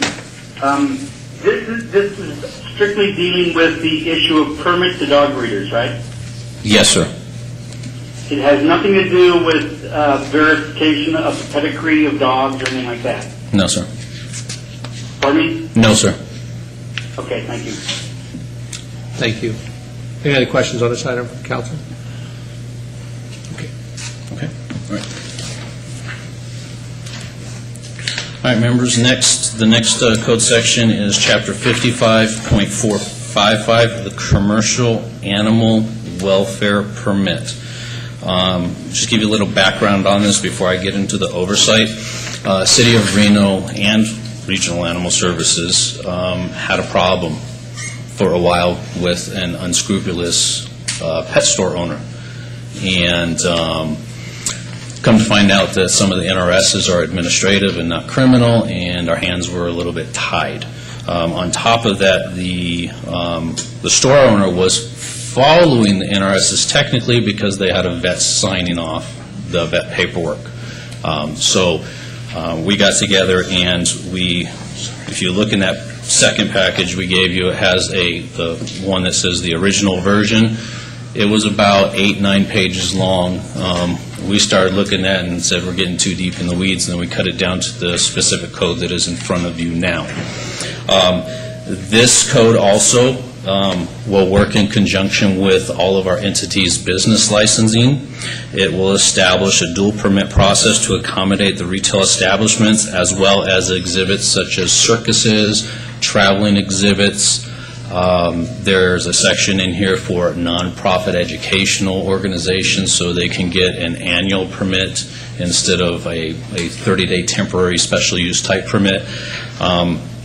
It is to ensure that these businesses are complying with the welfare regulations that are administrative under NRS and putting it in the county code, and if they violate it, they can be prosecuted under the criminal sections. It establishes a quarantine/isolation period of 120 hours before an animal can be put up for sale to ensure the health of the animal during transportation. It comes into their store. It requires a veterinarian to do a physical examination and sign off on the animal, not just walk through the store and say, yep, there's a bunch of animals and sign certificates. It requires the retail establishment to have a program of veterinary care with an assigned veterinarian. It requires the operators to provide either sinks for people to wash their hands in between handling animals or hand sanitizers. It's not going to completely wipe out disease transmission, but it will help.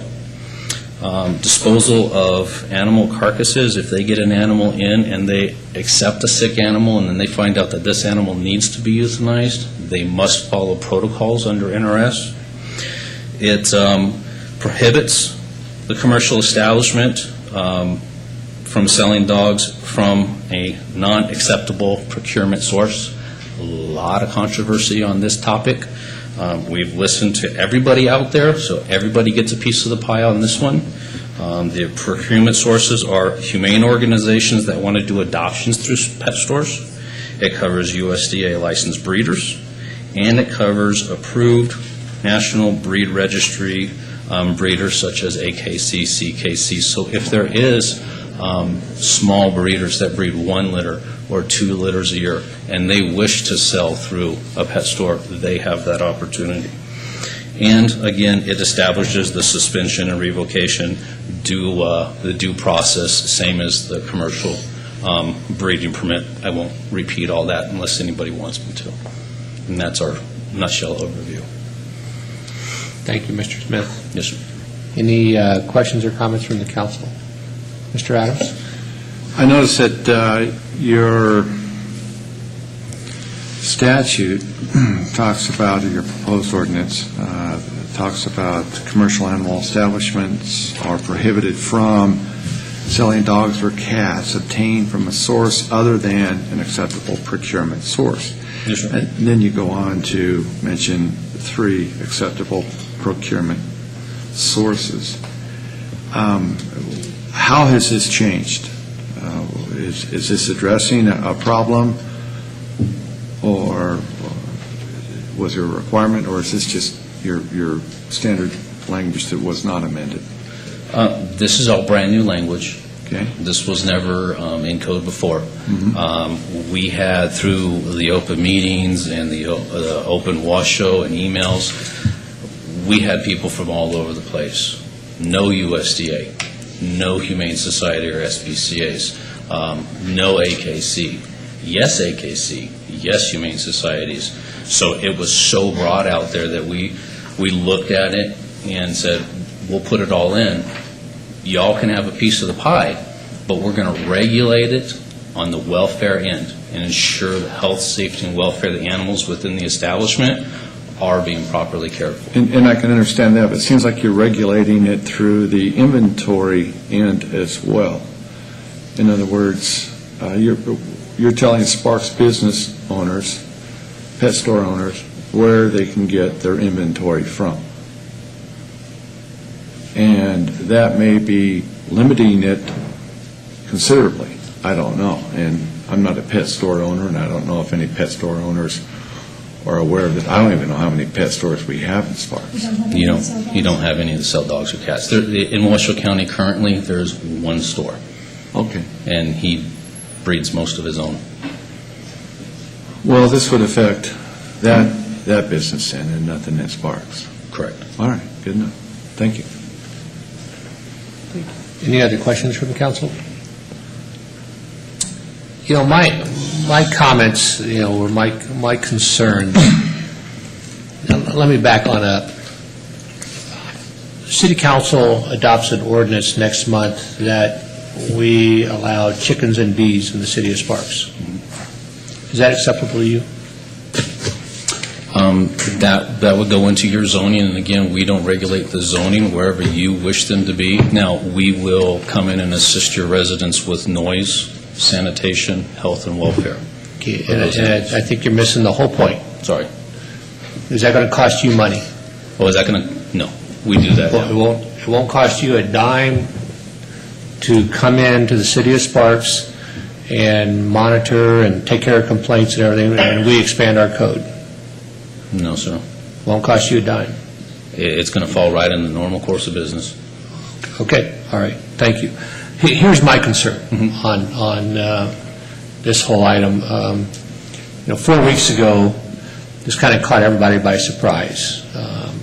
Nobody had heard about it, what was going on, and the changeovers. We've had issue with complaints and lack of response from Washoe County. I was part of the team that was able to get the taxes transferred to be a partner with Washoe County and Reno and Sparks and Animal Control.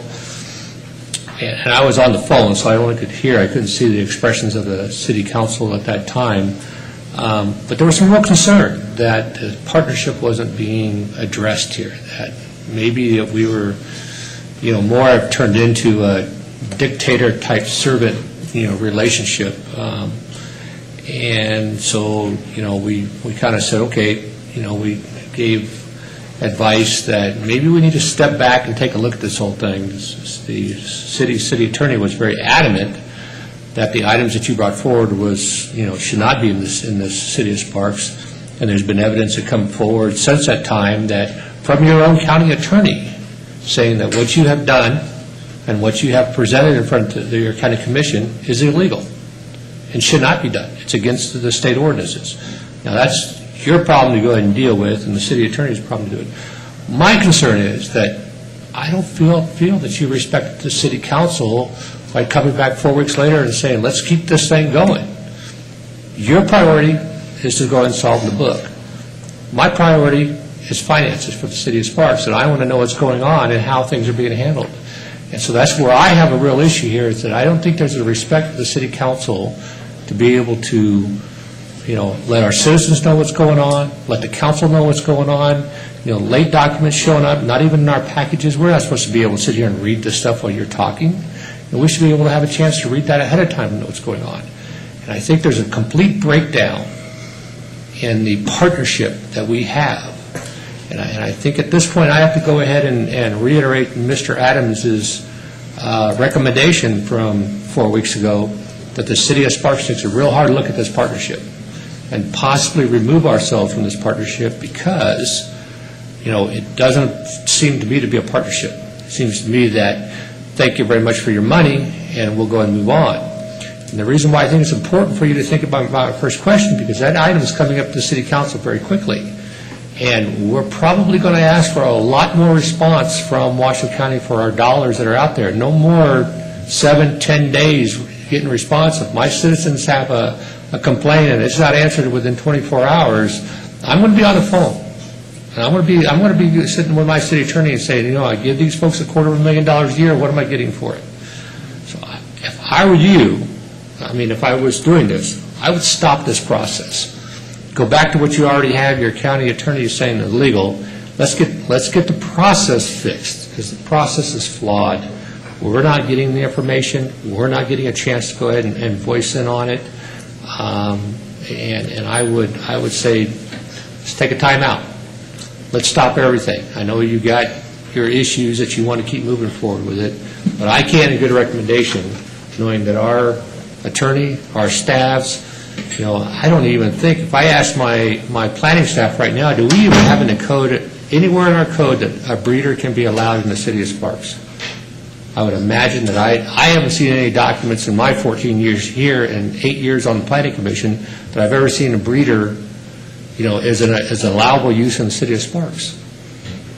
So, I think there's a lot of work here to do, and that's my opinion on the subject. That's where I'm at right now. Can I respond to some of your questions there, sir? Sorry? Can I respond to some of your comments, sir? Yes, Mr. Smith, yes. Okay. So there has been communication between the district attorney's office and the city attorney's office. Okay? I have copies of the emails here, and it goes back all the way to 2013 regarding the code changes. So communication's been there. I'm not sure how it works, okay? I do know that every time we got together, it was extremely important that our DA's office told us that we need to let Reno and Sparks know. And that was a communication between the two attorneys. Okay? If that didn't get down to you folks, I apologize. When did my city attorney get these changes? Which ones are these? Either one of them that you had at the council. When did they get these changes? The ones that you have in your hand that I handed out, that was actually, we had a meeting on March 3rd, and Mr. Driscoll was given all that information. Mr. Driscoll was given all this? Yes, sir, March 3rd. Mr. Adams? Yes, Mr. Shea and I did, in fact, talk about a lot of these proposed ordinances and code changes.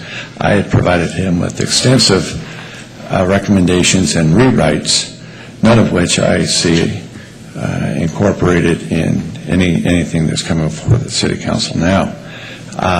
Furthermore, there was never any notice of public meetings provided to me so that our council or anybody involved in the staff could attend any of these public meetings. And that's really what took me by surprise last 4 months ago, or a month ago, was this whole idea of feral cats and feral cat colonies and the partnership with a third party that certainly was never included in our original agreement with Washoe County. So, yeah, I was taken by surprise. I certainly would have voiced my concerns early on that particular issue. We've been provided with some time. Had we been provided with even the red lines that were provided to us late, it might have helped me to provide my clients with a little bit better background on the whole issue. But I concur with Councilman Schmidt in that I feel as though we're being taken by surprise on some of these things, and certainly because I've had some conversations with your legal counsel, does not impart any type of acquiescence or actual knowledge on the part of our city council concerning the proposals you're bringing to us now. Well, again, I apologize if it wasn't passed down. We were under the assumption that the attorneys talking meant that the council was going to know. So I apologize for that. I will follow my sword for that. I think I get to processes. If it's not processed properly, things get mishandled. Mr. Driscoll. In response to the question you were just given on these two code sections, on 55455 and 55795, I presented the council with the staff report that I wrote on behalf of Regional Services, what I was provided a week ago. It was already late, and we processed it late. I had no idea that there was red lines coming today, and I did not see them before they were set on my desk at this time. So the statement that I had in March 3rd is not correct on these two particular items.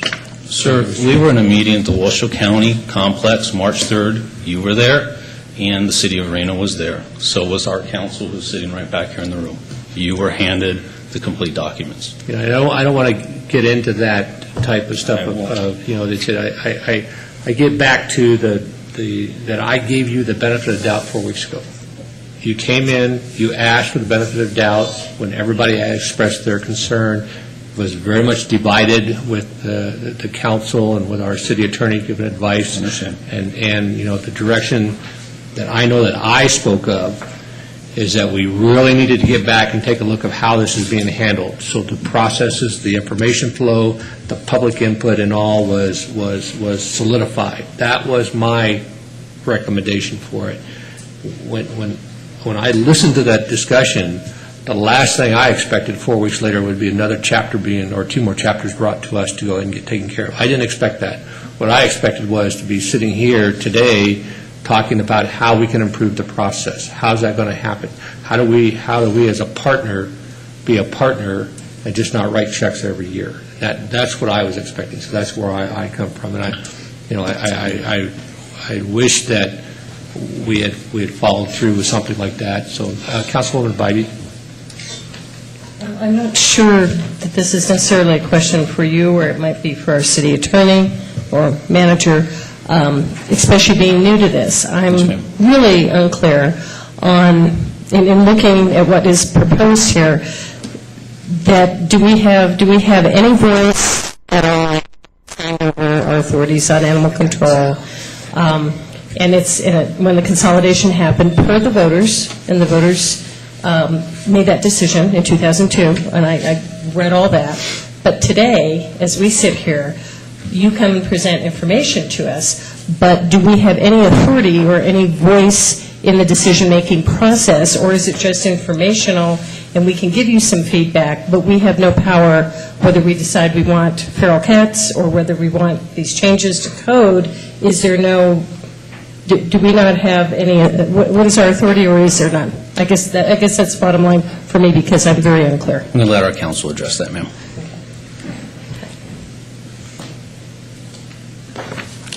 Hi, for the record, my name is Jen Gustafson, and I am the Washoe County District Attorney that's been newly assigned to represent Animal Services since Mr. Shea retired earlier this year. 2 things. Part of the reason why we're here today is to get that specific feedback. I noticed particularly with Councilwoman Moratti's suggestion about possibly delaying the enactment of those ordinances, which I think is frankly a great idea, until we can get business licensing to work on a plan. And so that is one of the reasons that we're here, is to get feedback from the council members and to make changes, because these ordinances are not in effect. These are proposed. Yes, they are scheduled to go before the BCC for a first reading on June 1st, but if we need more time on these things, that's exactly why we're here, is to get feedback. As far as the process concerns, that meeting on March 3rd, I was in attendance at that meeting, and that was really the purpose of that meeting. It was a working group meeting, was to discuss what is going to be the process of communication between the City of Reno and the City of Sparks and Regional Animal Services? Because in the past, obviously, there's some flaws in that. And so that was the reason that we met in that working group meeting, which Mr. Driscoll was present at, is to talk about, okay, well, what is our process going to be? What ordinances are on the table? What's kind of our timeline for that? How are we going to? Sorry. Ron Smith has a phone call. And what is our Can't read the sign back there. process to bring the new ordinance changes to the different councils and to get feedback from those councils? And so that was the purpose of that March 3rd meeting, is to kind of talk about that process. And obviously, none of the council members were in attendance, but that was the point of the meeting. So I don't know if that cleared up anything. Well, but I guess my question is, as a member of this council, do I have any say, other than giving you suggestions, on the final decision is being made by the BCC. It's not being made by the Sparks City Council or the Reno City Council. That is correct. And is Reno sitting in the same place we are, that it's advisory only? We can give you input, but the bottom line is all the decisions are being made by the county commissioners, not by either of these bodies. Is that correct? The county commission has to approve the proposed ordinance. So as far as, I don't know what the agenda item was before, like the Regional Transport Commission, there doesn't need to be sign off by each of the different councils and the BCC before the ordinance comes into play. But the Board of County Commissioners is very interested in knowing what the opinions of Reno and Sparks are. And that's the purpose, of course, is coming before the council, is to find out, how does the council feel about this? And so Regional Animal Services can decide, do we want to make changes to these ordinances before we bring them before the BCC? And of course, the BCC meetings are obviously open to everyone as well, as far as input is concerned. So, I think I'm answering that question. The BCC has the final approval of the ordinances, but are we concerned about what Sparks thinks about this? Absolutely. But if there was something that we don't approve of, say the feral cat issue, which most of us do not, we can voice that to you. But ultimately, it comes down to the county commissioners on the decision made to allow for the release, which has been stated, against law. But it's their decision. It's not ours, even if this whole council said unanimously, and I haven't taken a vote of everybody, but if we all said that, you'd come back with that information. But if the county commissioners voted to, it's their decision on whether they allow that or not. It is their decision. I do want to clear up something about the feral cat issue. I've heard today that there's a misunderstanding that the BCC went against attorney advice and enacted the trap, neuter, release management ordinance. Okay, so that's not correct. What happened, and I actually have a copy of Mr. Shea as the previous attorney, that was his memorandum. So when Mr. Shea wrote that memorandum, the program was TNR. It was trap, neuter, release. And these cats were being released into the general geographic location in which they were originally trapped. But there was no legal caretaker to receive those cats at that point in time. Mr. Shea's opinion was that was considered abandonment under the statutes. So the idea of the feral cat colony caretaker program is that these animals aren't being abandoned. Instead, we have a feral cat colony caretaker, which is generally overseeing these animals when they're being released. So it's not the old TNR program, it's the TNRM, trap, neuter, release, manage. And I think I'm not the animal person, I'm the legal person. So I think Bobby and Cheyenne can probably better fill you in on all of the details with that. But there was no action taken against legal advice. Mr. Shea in his memorandum specifically said, left it open to the BCC taking action, which I think I have a copy of that here, actually.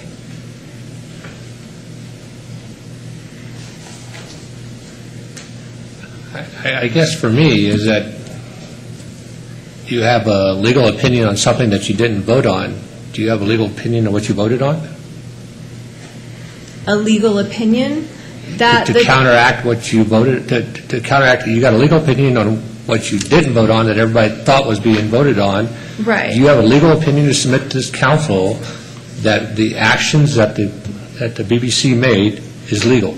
Yes, it is my legal opinion that that is legal. So you can submit something to our city attorney to counteract your city attorney's, your county attorney's, This came out of a public records request from a couple of years ago. We don't generally write legal memorandums for every ordinance or anything like that, so this was a special situation.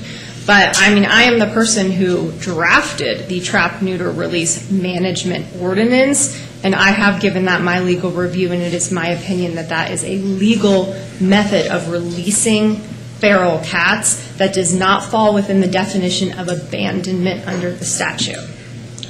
I've got more questions coming up now. Councilwoman Moretti? Less question, more comment. I understand everybody's frustration, and I share some of that frustration. But there's a caveat for me, and I guess that caveat is, those who live in glass houses should not cast stones. So I would love to sit here and say that every process that the City of Sparks has ever undertaken, either working singly or working jointly with our partners, has been a perfect process that had the stakeholder engagement at the right points in the process and communicated well. As wonderful of a job as our staff does, that is just not always true. So I have empathy. Where I'm coming from in this process is that I have empathy for my peers and colleagues at the county, from the county commission on down to the senior leadership of animal services, and just recognizing what is true, which is that animal services has been through a significant amount of change in a relatively short period of time. And I'm not here to make excuses for you, and I don't think that you've said that because you don't want to come up here with excuses, which I respect. But that's the truth of the matter.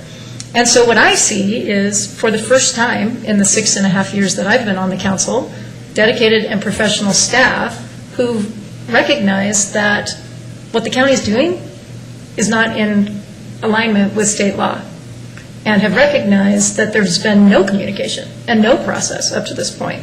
So while I'm not thrilled with the process to date, I would just recognize that there has been process. Whereas in the last 6.5 years, I cannot recall ever hearing anything about animal services, and things were going on that, I just didn't even know about. Now, I think that I made an assumption, and from 4 weeks ago, so I've been participating in these discussions, and I guess what I forgot is that I've been participating in these discussions as a citizen of Washoe County and not necessarily as a council member. So I've been getting all the notifications from Washoe County because I signed up on Washoe Connect. And I got all the public meeting notices, and I got all of the invitations for people to participate, and that probably comes from the fact that in my line of work, in my circle of influence, I participate with nonprofits, and I get on those things, and I sign up for them. So I've been hearing about these issues for a year and a half, maybe, and I've been hearing from constituents about them. So I think that, though, makes me the exception. And so I am also empathetic to my colleagues' frustration that they're not hearing about it until relatively late in the game. Let's just say it's 11:30 on a midnight clock. And so what I would hope is what Mr. Schmidt asked for, which is that we do take a step back and we look in particular at the community education and the governance processes. And I expect that you will do that as professional staff, because I'm guessing here that you don't really like how this process has gone either, and that given the opportunity to do it differently in the future. Now, I heard loud and clear 4 weeks ago that we were getting another round of ordinances, so that didn't surprise me. There were 4. We broke them into smaller parts so that we could digest them. Hindsight being 20/20, maybe we should have shoved them all through the first meeting. But I mean, really, we knew this. I think that we were told that this was coming. I'm a little disappointed with the handout on the table on the day of, 4 weeks, let's get it in the packet. But let's take steps forward. Let's take progress forward. But I really think that the county staff is in a particularly interesting position here, because we, as governing bodies, have not reached out to the county commission and said, we'd like to have a little bit more input here. And let's do that. Let's have a conversation at a joint meeting about what can the governance process look like? Recognizing at the end of the day, we give advice and the county commission holds the governance authority. But I see no need to threaten pulling out of animal services. I see leaning in and digging in, and let's improve the process together. That's my opinion. Council members, if I can make a comment here. Again, Cheyenne Schill for the record. I would like to just clarify that our goal is to communicate. We want to open the lines of communication. And though I'm relatively new to animal services, I came here in January. My very first meeting with Mr. Driscoll and some of your staff, there were several problems that were laid before me with regards to concerns surrounding service provided by our department. And I reached out to your code enforcement twice, and I have not yet received a response. I would like to sit down. I want to work out these issues. That's our goal. We're here at the table. We want to be a part of the team. We want you all to be a part of the team, and we want to solve these issues together that are relative to animals in our community. But I think that maybe the communication efforts have been challenging at best, and I would like to say that the chosen route of communication for the City of Reno has worked very well. It's worked very well for us to meet individually, to discuss with their council members these sections of the ordinance we're bringing forward to answer their questions and concerns. So I'm very open to coming back to the drawing table, and let's take another look at how we're bringing these issues forward to your council, and is there a better way we can communicate these things? Because we absolutely want your input. We absolutely want to hear about the questions, the concerns, the comments, and we want to be able to take that back to our county commissioners. So we are absolutely here and open to suggestive changes, but we're just following the direction that we've been given as far as how to bring it to you. Thank you. Just a real quick question then, in doing that. When you presented to the Washoe County Commissioners at our last meeting, how did you advise the Washoe County Commissioner where the City of Sparks was at? To our previous meeting?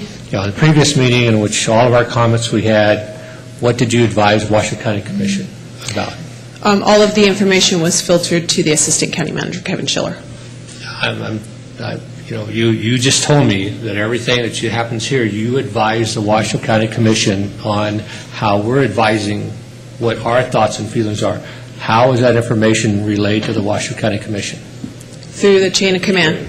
My supervisor is the Assistant County Manager. There's an email out to all the Washoe County Commissioners, or it was done in public forum, that the City of Sparks Council had some real issues with the last changes?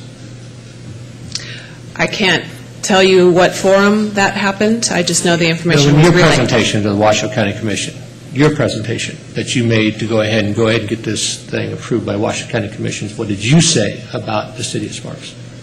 With regards to the trap neuter release program? Correct. That particular section of ordinance, we were not given the opportunity to present. It was already a second reading by the time we got to the BCC after we'd already been here. So safe to say that Washoe County Commissioners really don't know the impact of what they did, what the City of Sparks input was in? I believe the information was communicated, yes. Would you possibly give me that information? Sure. I appreciate it. Mr. Adams? Did you have a question? More comments, and I can certainly work them out with counsel for Washoe County if they'd like to talk about that. All right. Any other questions from the council, Ms. Ratty? Mr. Smith. Mr. Smith? Thank you. We're all agreed that the last meeting we had with Bobby and Cheyenne didn't go well because we thought we were notified late. It was already second reading, so we really had no input on our views. The problem is, I don't want to beat them up, and I asked them to come and give us at least a quarter report, and if there's anything important, they can get on our agenda to let us know what's going on. I don't know that we have any input on this either. I don't know if we should even vote to make it go forward, or no opinion, or just accept the report. I don't know what we should do here, but I think they're doing what they're supposed to do, and I think that we should recognize that. Thank you, Mr. Smith. Sure. May I address Councilwoman Andretti's comment? Go right ahead. Ms. Perry, I haven't forgot about you yet. I've still got you.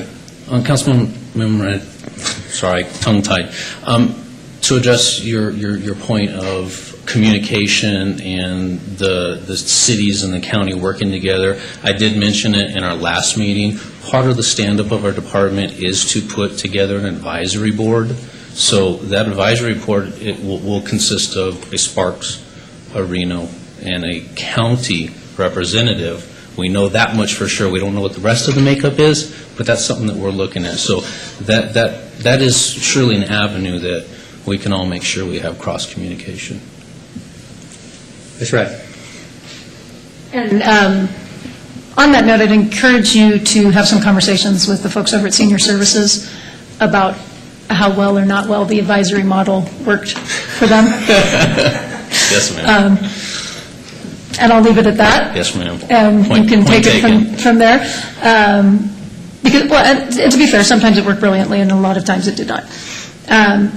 So I would like to look for some help from the city attorney. So I would make a motion to accept the report. I still have some public comment. Okay, here, sorry. so- I'm so sorry.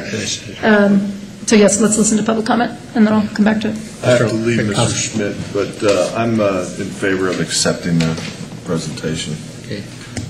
Any other comments? We do have public comment. Ms. Perry? Come on, I'm getting out of the way for you. Come on up here. It's leaving, same thing you did for me. Thank you. For the record, Ardina Perry, Citizen Sparks. I wanted to, this is just, when Christine Vaught went out, and she's one of the concerned citizens, when Christine Vaught went out and talked to them on this breeder bill, and she spoke with Bobby about it, Bobby said, and I quote, "We were told by the Washoe County Commission to meet in the middle." That doesn't sound to me like a whole lot of input. Okay? That does not sound to me like a whole lot of input. When another person went out on another conversation and seek of some type, we don't have any input. What it actually says is that we're required to be noticed and in the interlocal, because the interlocal is the only thing right now that means anything, people. The county has blown the hell out of the PSA. Nothing is being organized. We have a third-party assigned caregiver, which the interlocal says we have to sign off in writing. We were never given anything in writing. So when our subcontractor, which is Washoe County, subcontracted with NHS, and then NHS subcontracted with Community Cats, we were never notified of that in writing, per the interlocal.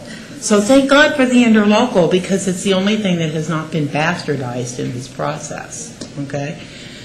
Now, having said that, I would take it as a token of sincerity on the county's part in seriously doing what the interlocal suggests, which is consider our suggestions. By the way, Julia, I loved you when you saw the bean. The Chicago bean is the most beautiful thing in the world when they did the art thing. But, if they're truly, truly sincere about this, maybe they could just pull the first reading on this little sucker in June. I mean, if they're really open to change, that wouldn't be a big deal to pull that off the June agenda, would it? Because they're not going to be marching forward there to this death drum. I agree that Reno is probably more amenable to this. Reno has a history, I'm not saying it's good or bad, Reno has a history of being much more comfortable in doing things one-on-one among themselves with less public involvement. That's not the way we do things in Sparks.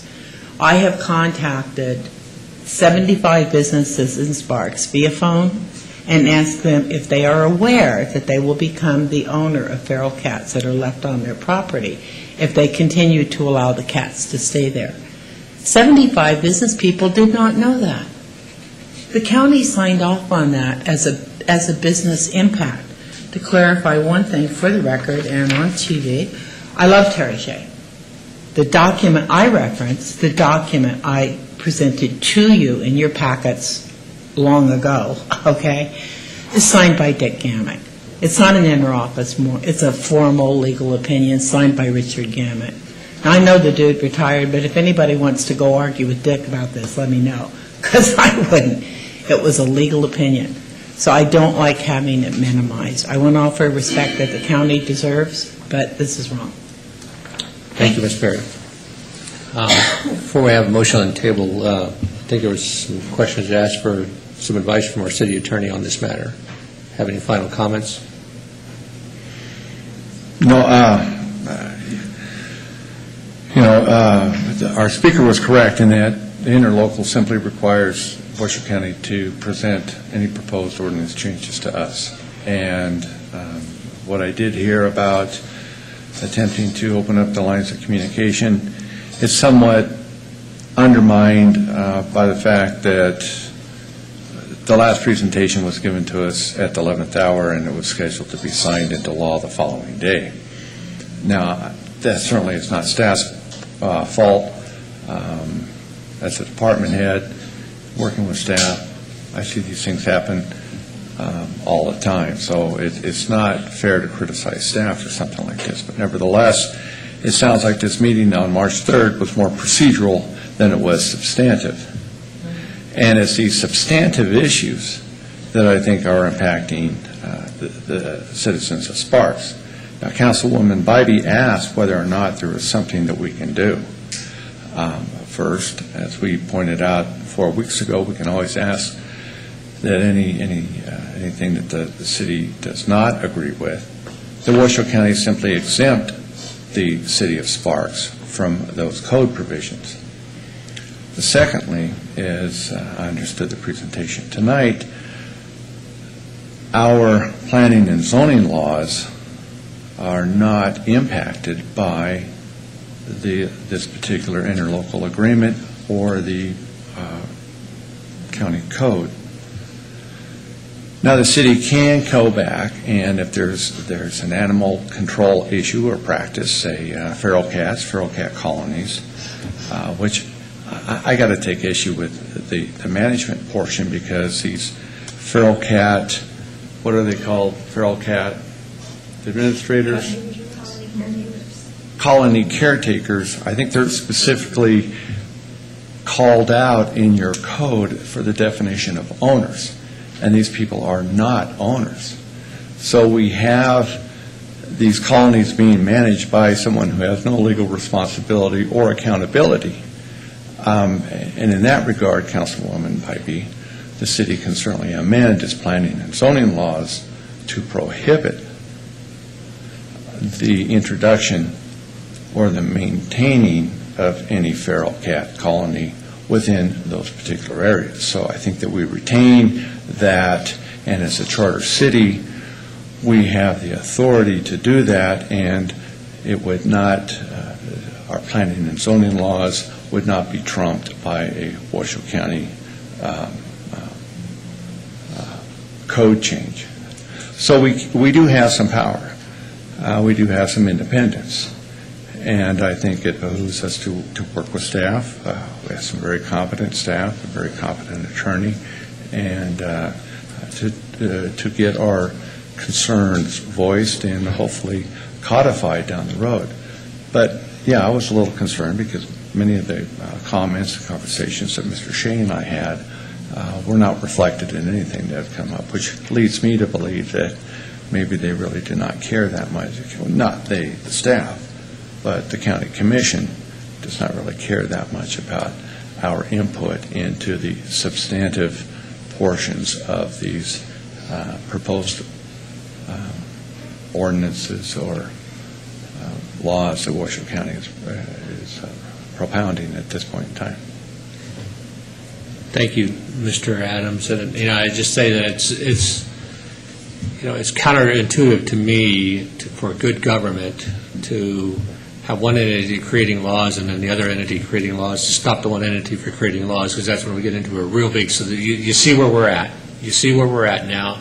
So whatever you do, if the council doesn't like it, we're just going to go ahead and issue, and I'm going to make the request at the end of the meeting that we go ahead and start the ordinance process to go ahead and get the feral cats things done. If we can't stop where we're at, sit down and let's talk about it and get the processes taken care of and get everybody on the same sheet of music, that's all we're going to do. We'll just start taking your ordinances and then changing our zoning laws to go ahead and counteract your ordinances, and then your officers are the ones that's going to be all messed up when they cross the city line, trying to figure out, are they in Reno, Washington County, or Sparks? One neighbor can do one thing, the next neighbor across the street cannot, and I think that's a bad place to be at. So I think we beat this horse dead a couple different times here. I'm open for a motion. And so I will also wait to the end to give some direction, because I do think that there's some things that need to be done. But I just want to comment that,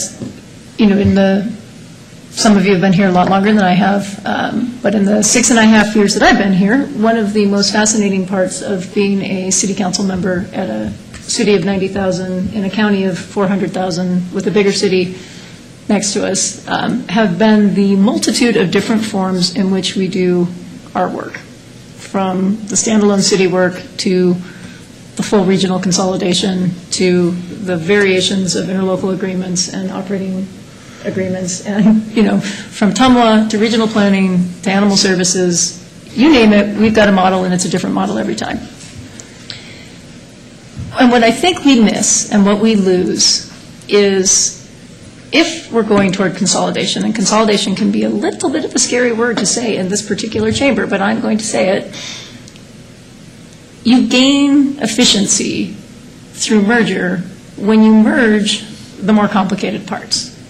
And so going down that path where we have a bunch of different laws, and then those laws have to be maintained and have to be enforced, and going down a path where we have multiple steps in governance means to me, as somebody who cares about animals, fewer resources that are actually in the field caring for the welfare of animals. But it's tough because you have to give up control, right? You have to give up control and assume that somebody else is going to do the work. So I would say that if we are going to go down the road of revisiting things like the very controversial trap, neuter, release, and monitor, or dog breeding, or the other things, that we need to commit to the same level of public process that the county went through. And it was an extensive, multi-year-long public process with lots of feedback from lots of stakeholders. And I don't know that we have the capacity to do that. I frankly think that we went down a path of merging animal services specifically to try to get to a more efficient and consistent model across the entire county. So that's tricky, because if you don't like one aspect of it, you don't like one aspect of it. But what's good government? What's efficient government? What's really getting the money down to where it should be, which is at the field level where it's actually providing services? So I think that this has raised a whole bunch of interesting questions for us. And for the purposes of today, I'm just going to make a motion that we accept the report, and then I'm going to wait until we have our opportunity at the end to ask for some direction and at least looking at how we do the governance piece. So that's my motion.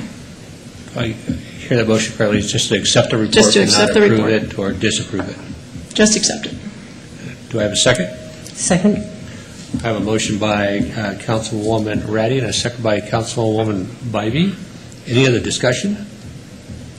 Please vote. Aye.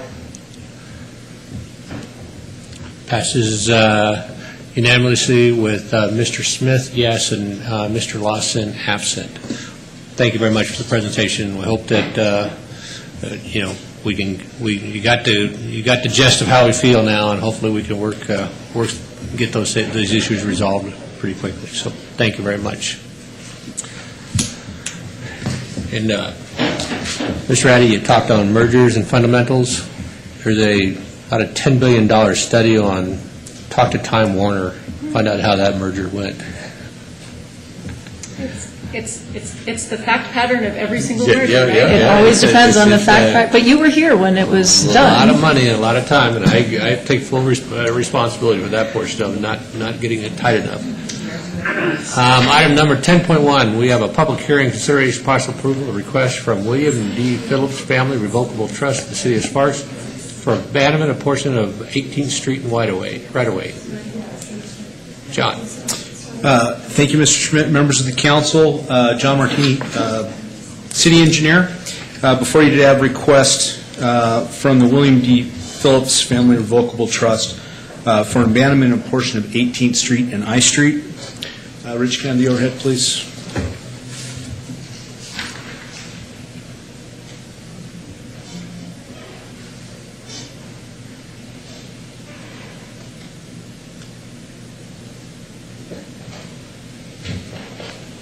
The subject parcel for the request is here at 1025 18th Street for the council to get organized.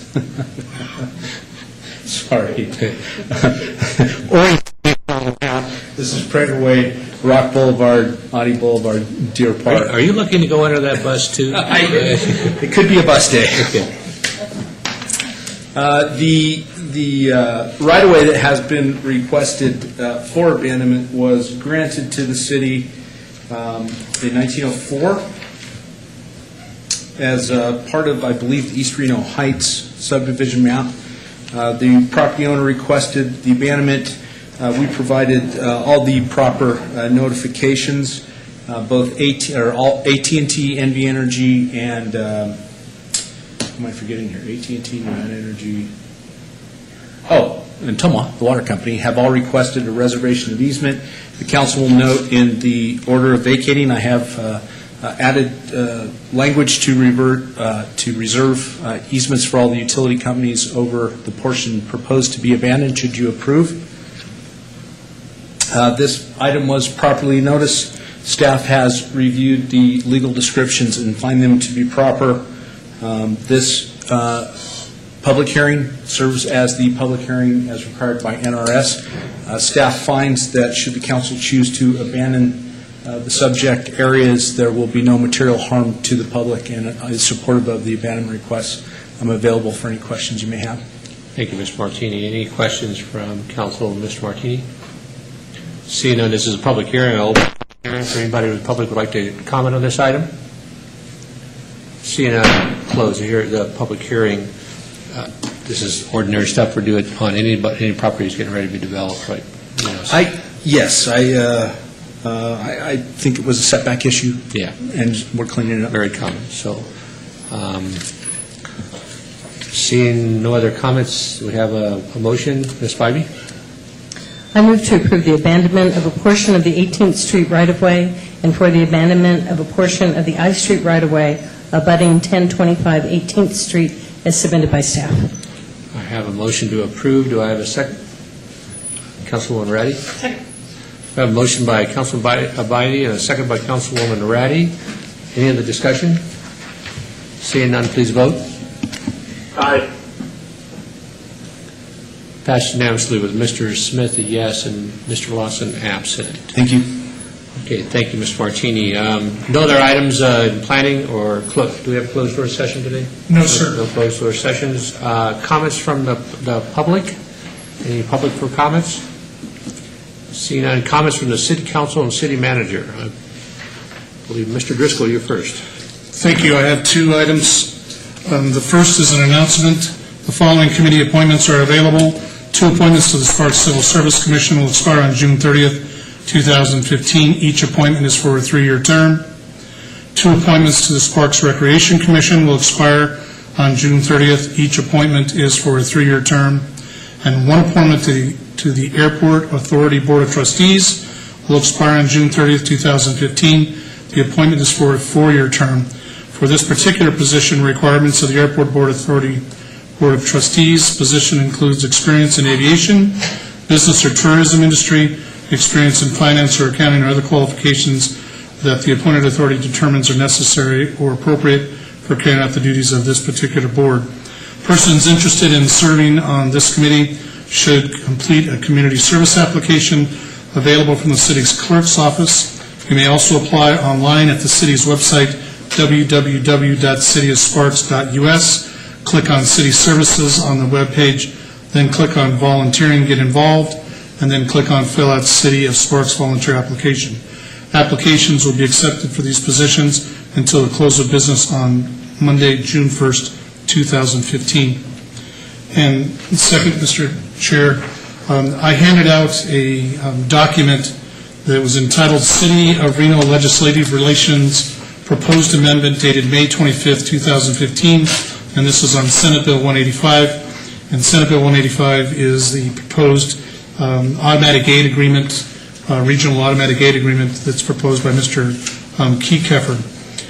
What you have in front of you is an amendment that was proposed by Reno on Sunday and presented yesterday at testimony regarding different things related to automatic aid and discussions on consolidation.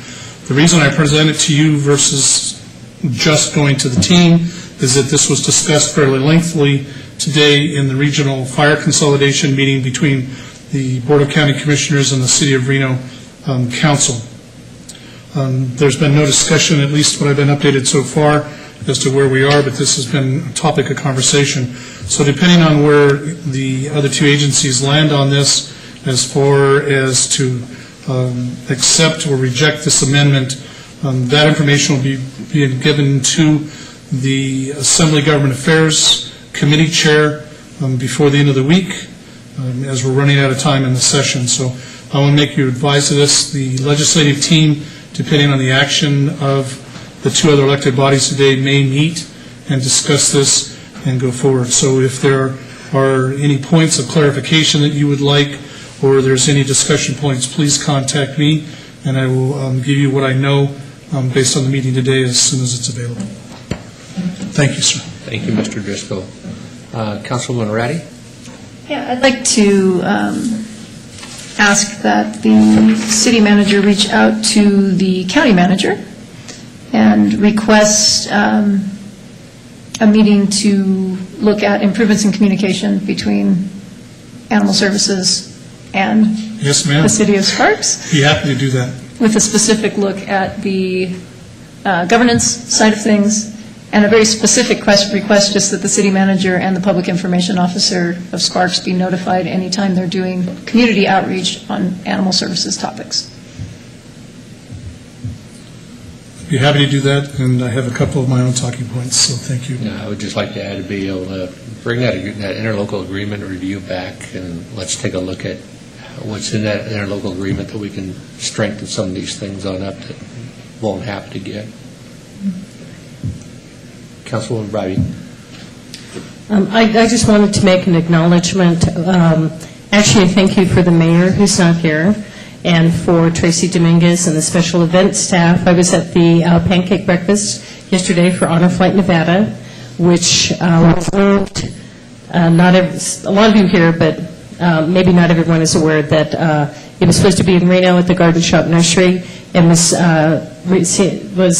basically they were told that because of neighborhood complaints, it had to be moved. And there was 1 month before the event, they came to Mayor Martini, and the city of Sparks said absolutely, and the mayor said we will make this happen.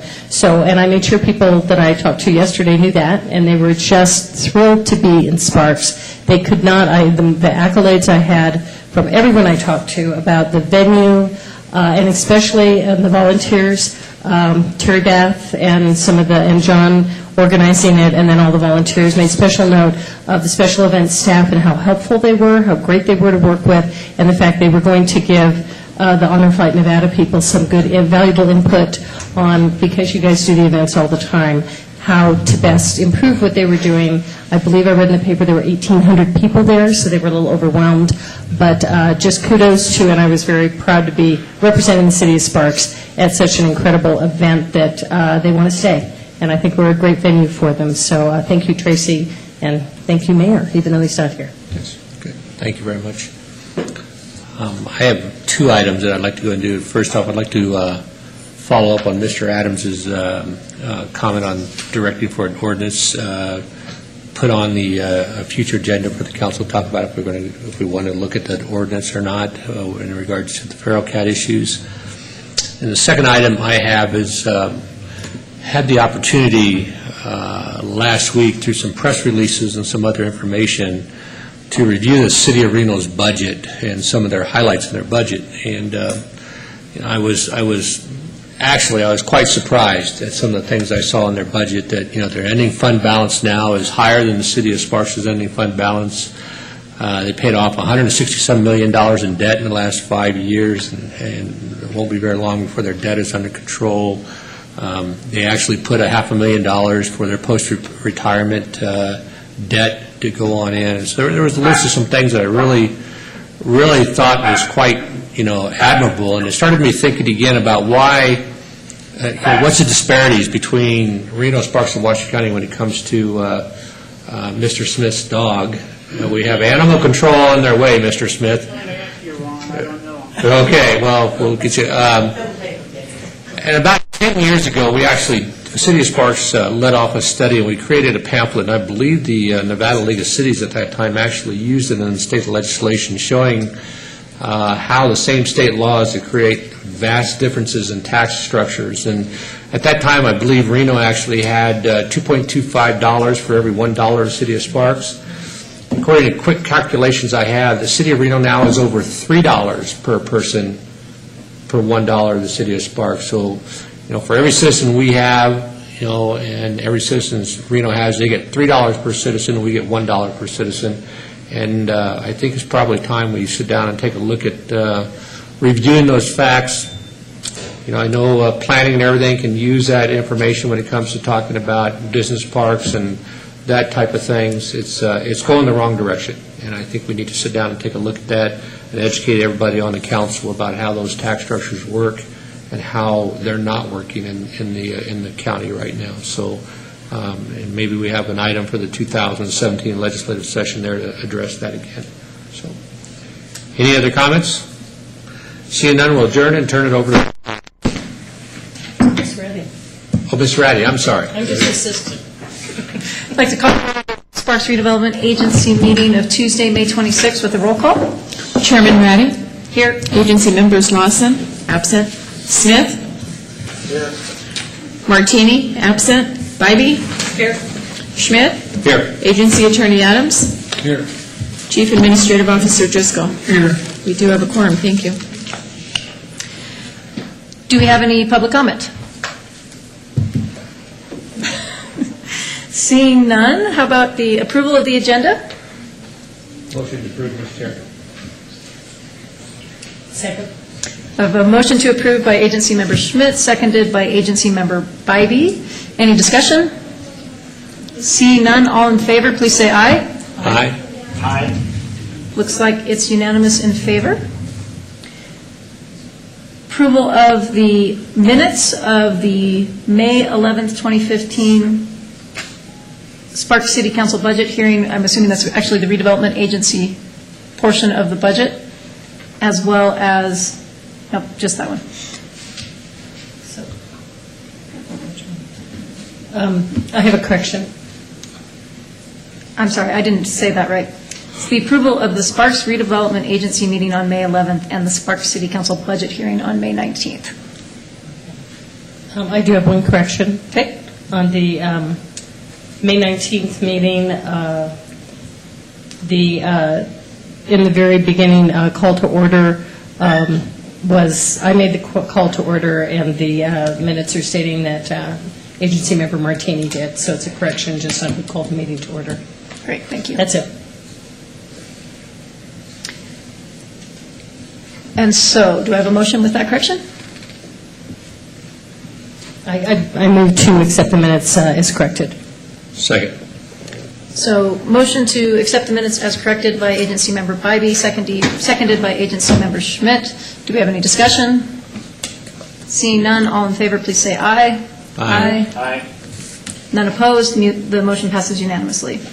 So we have item number 6, consideration and possible adoption of resolution number RSRA-130 to augment the fiscal year 15 budgets of the redevelopment Area 1 and Area 2 revolving funds to provide appropriations to cover costs related to properties within redevelopment Area 1 and costs related to a prevailing wage study in Area 2.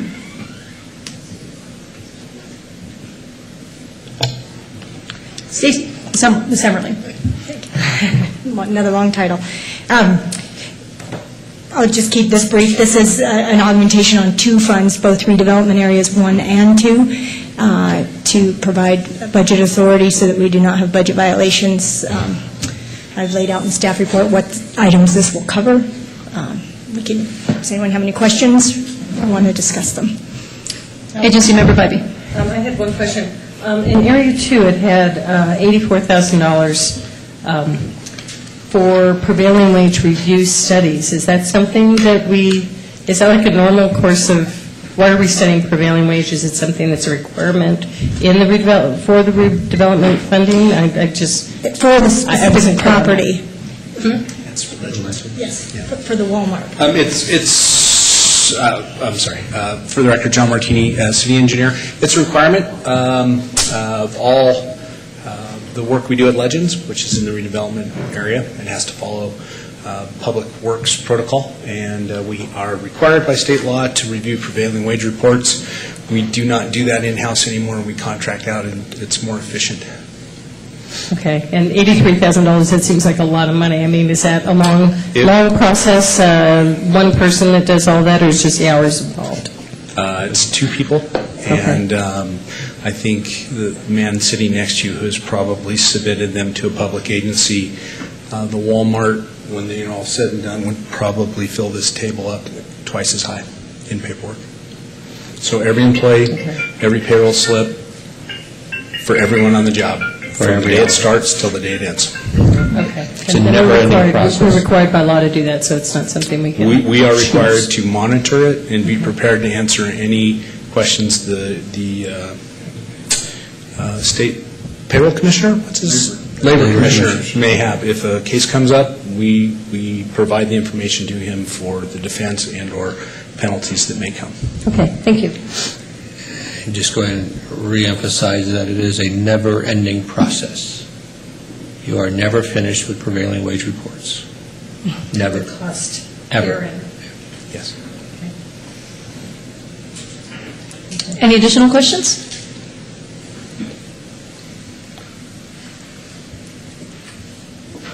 Seeing none, looking for Go ahead. motion? I move resolution number RSRA 130 to augment the fiscal year 15 budget in redevelopment area 1 revolving fund and redevelopment area 2 revolving fund. Second. Moved by agency member Bybee, seconded by agency member Schmidt. Do we have any discussion? I'm old. Seeing no discussion, all in favor, please say aye. Aye. Now's the time. Oh, aye, okay. Aye. Passes unanimously. Item number 7, report of claims and bills approved for payment and appropriation transfers with a period of April 9th, 2015 through May 6th, 2015. Motion approved, Madam Chair. Second. Got a motion by agency member Schmidt, seconded by agency member Smith. Do we have any discussion? Seeing none, all in favor, please say aye. Aye. Aye. Passes unanimously. Item number 8, comments from the public. Do we have any additional comments from the public? Seeing none, comments from the agency and chief administrative officer. Does anybody have any comments? Seeing none, I believe we're adjourned.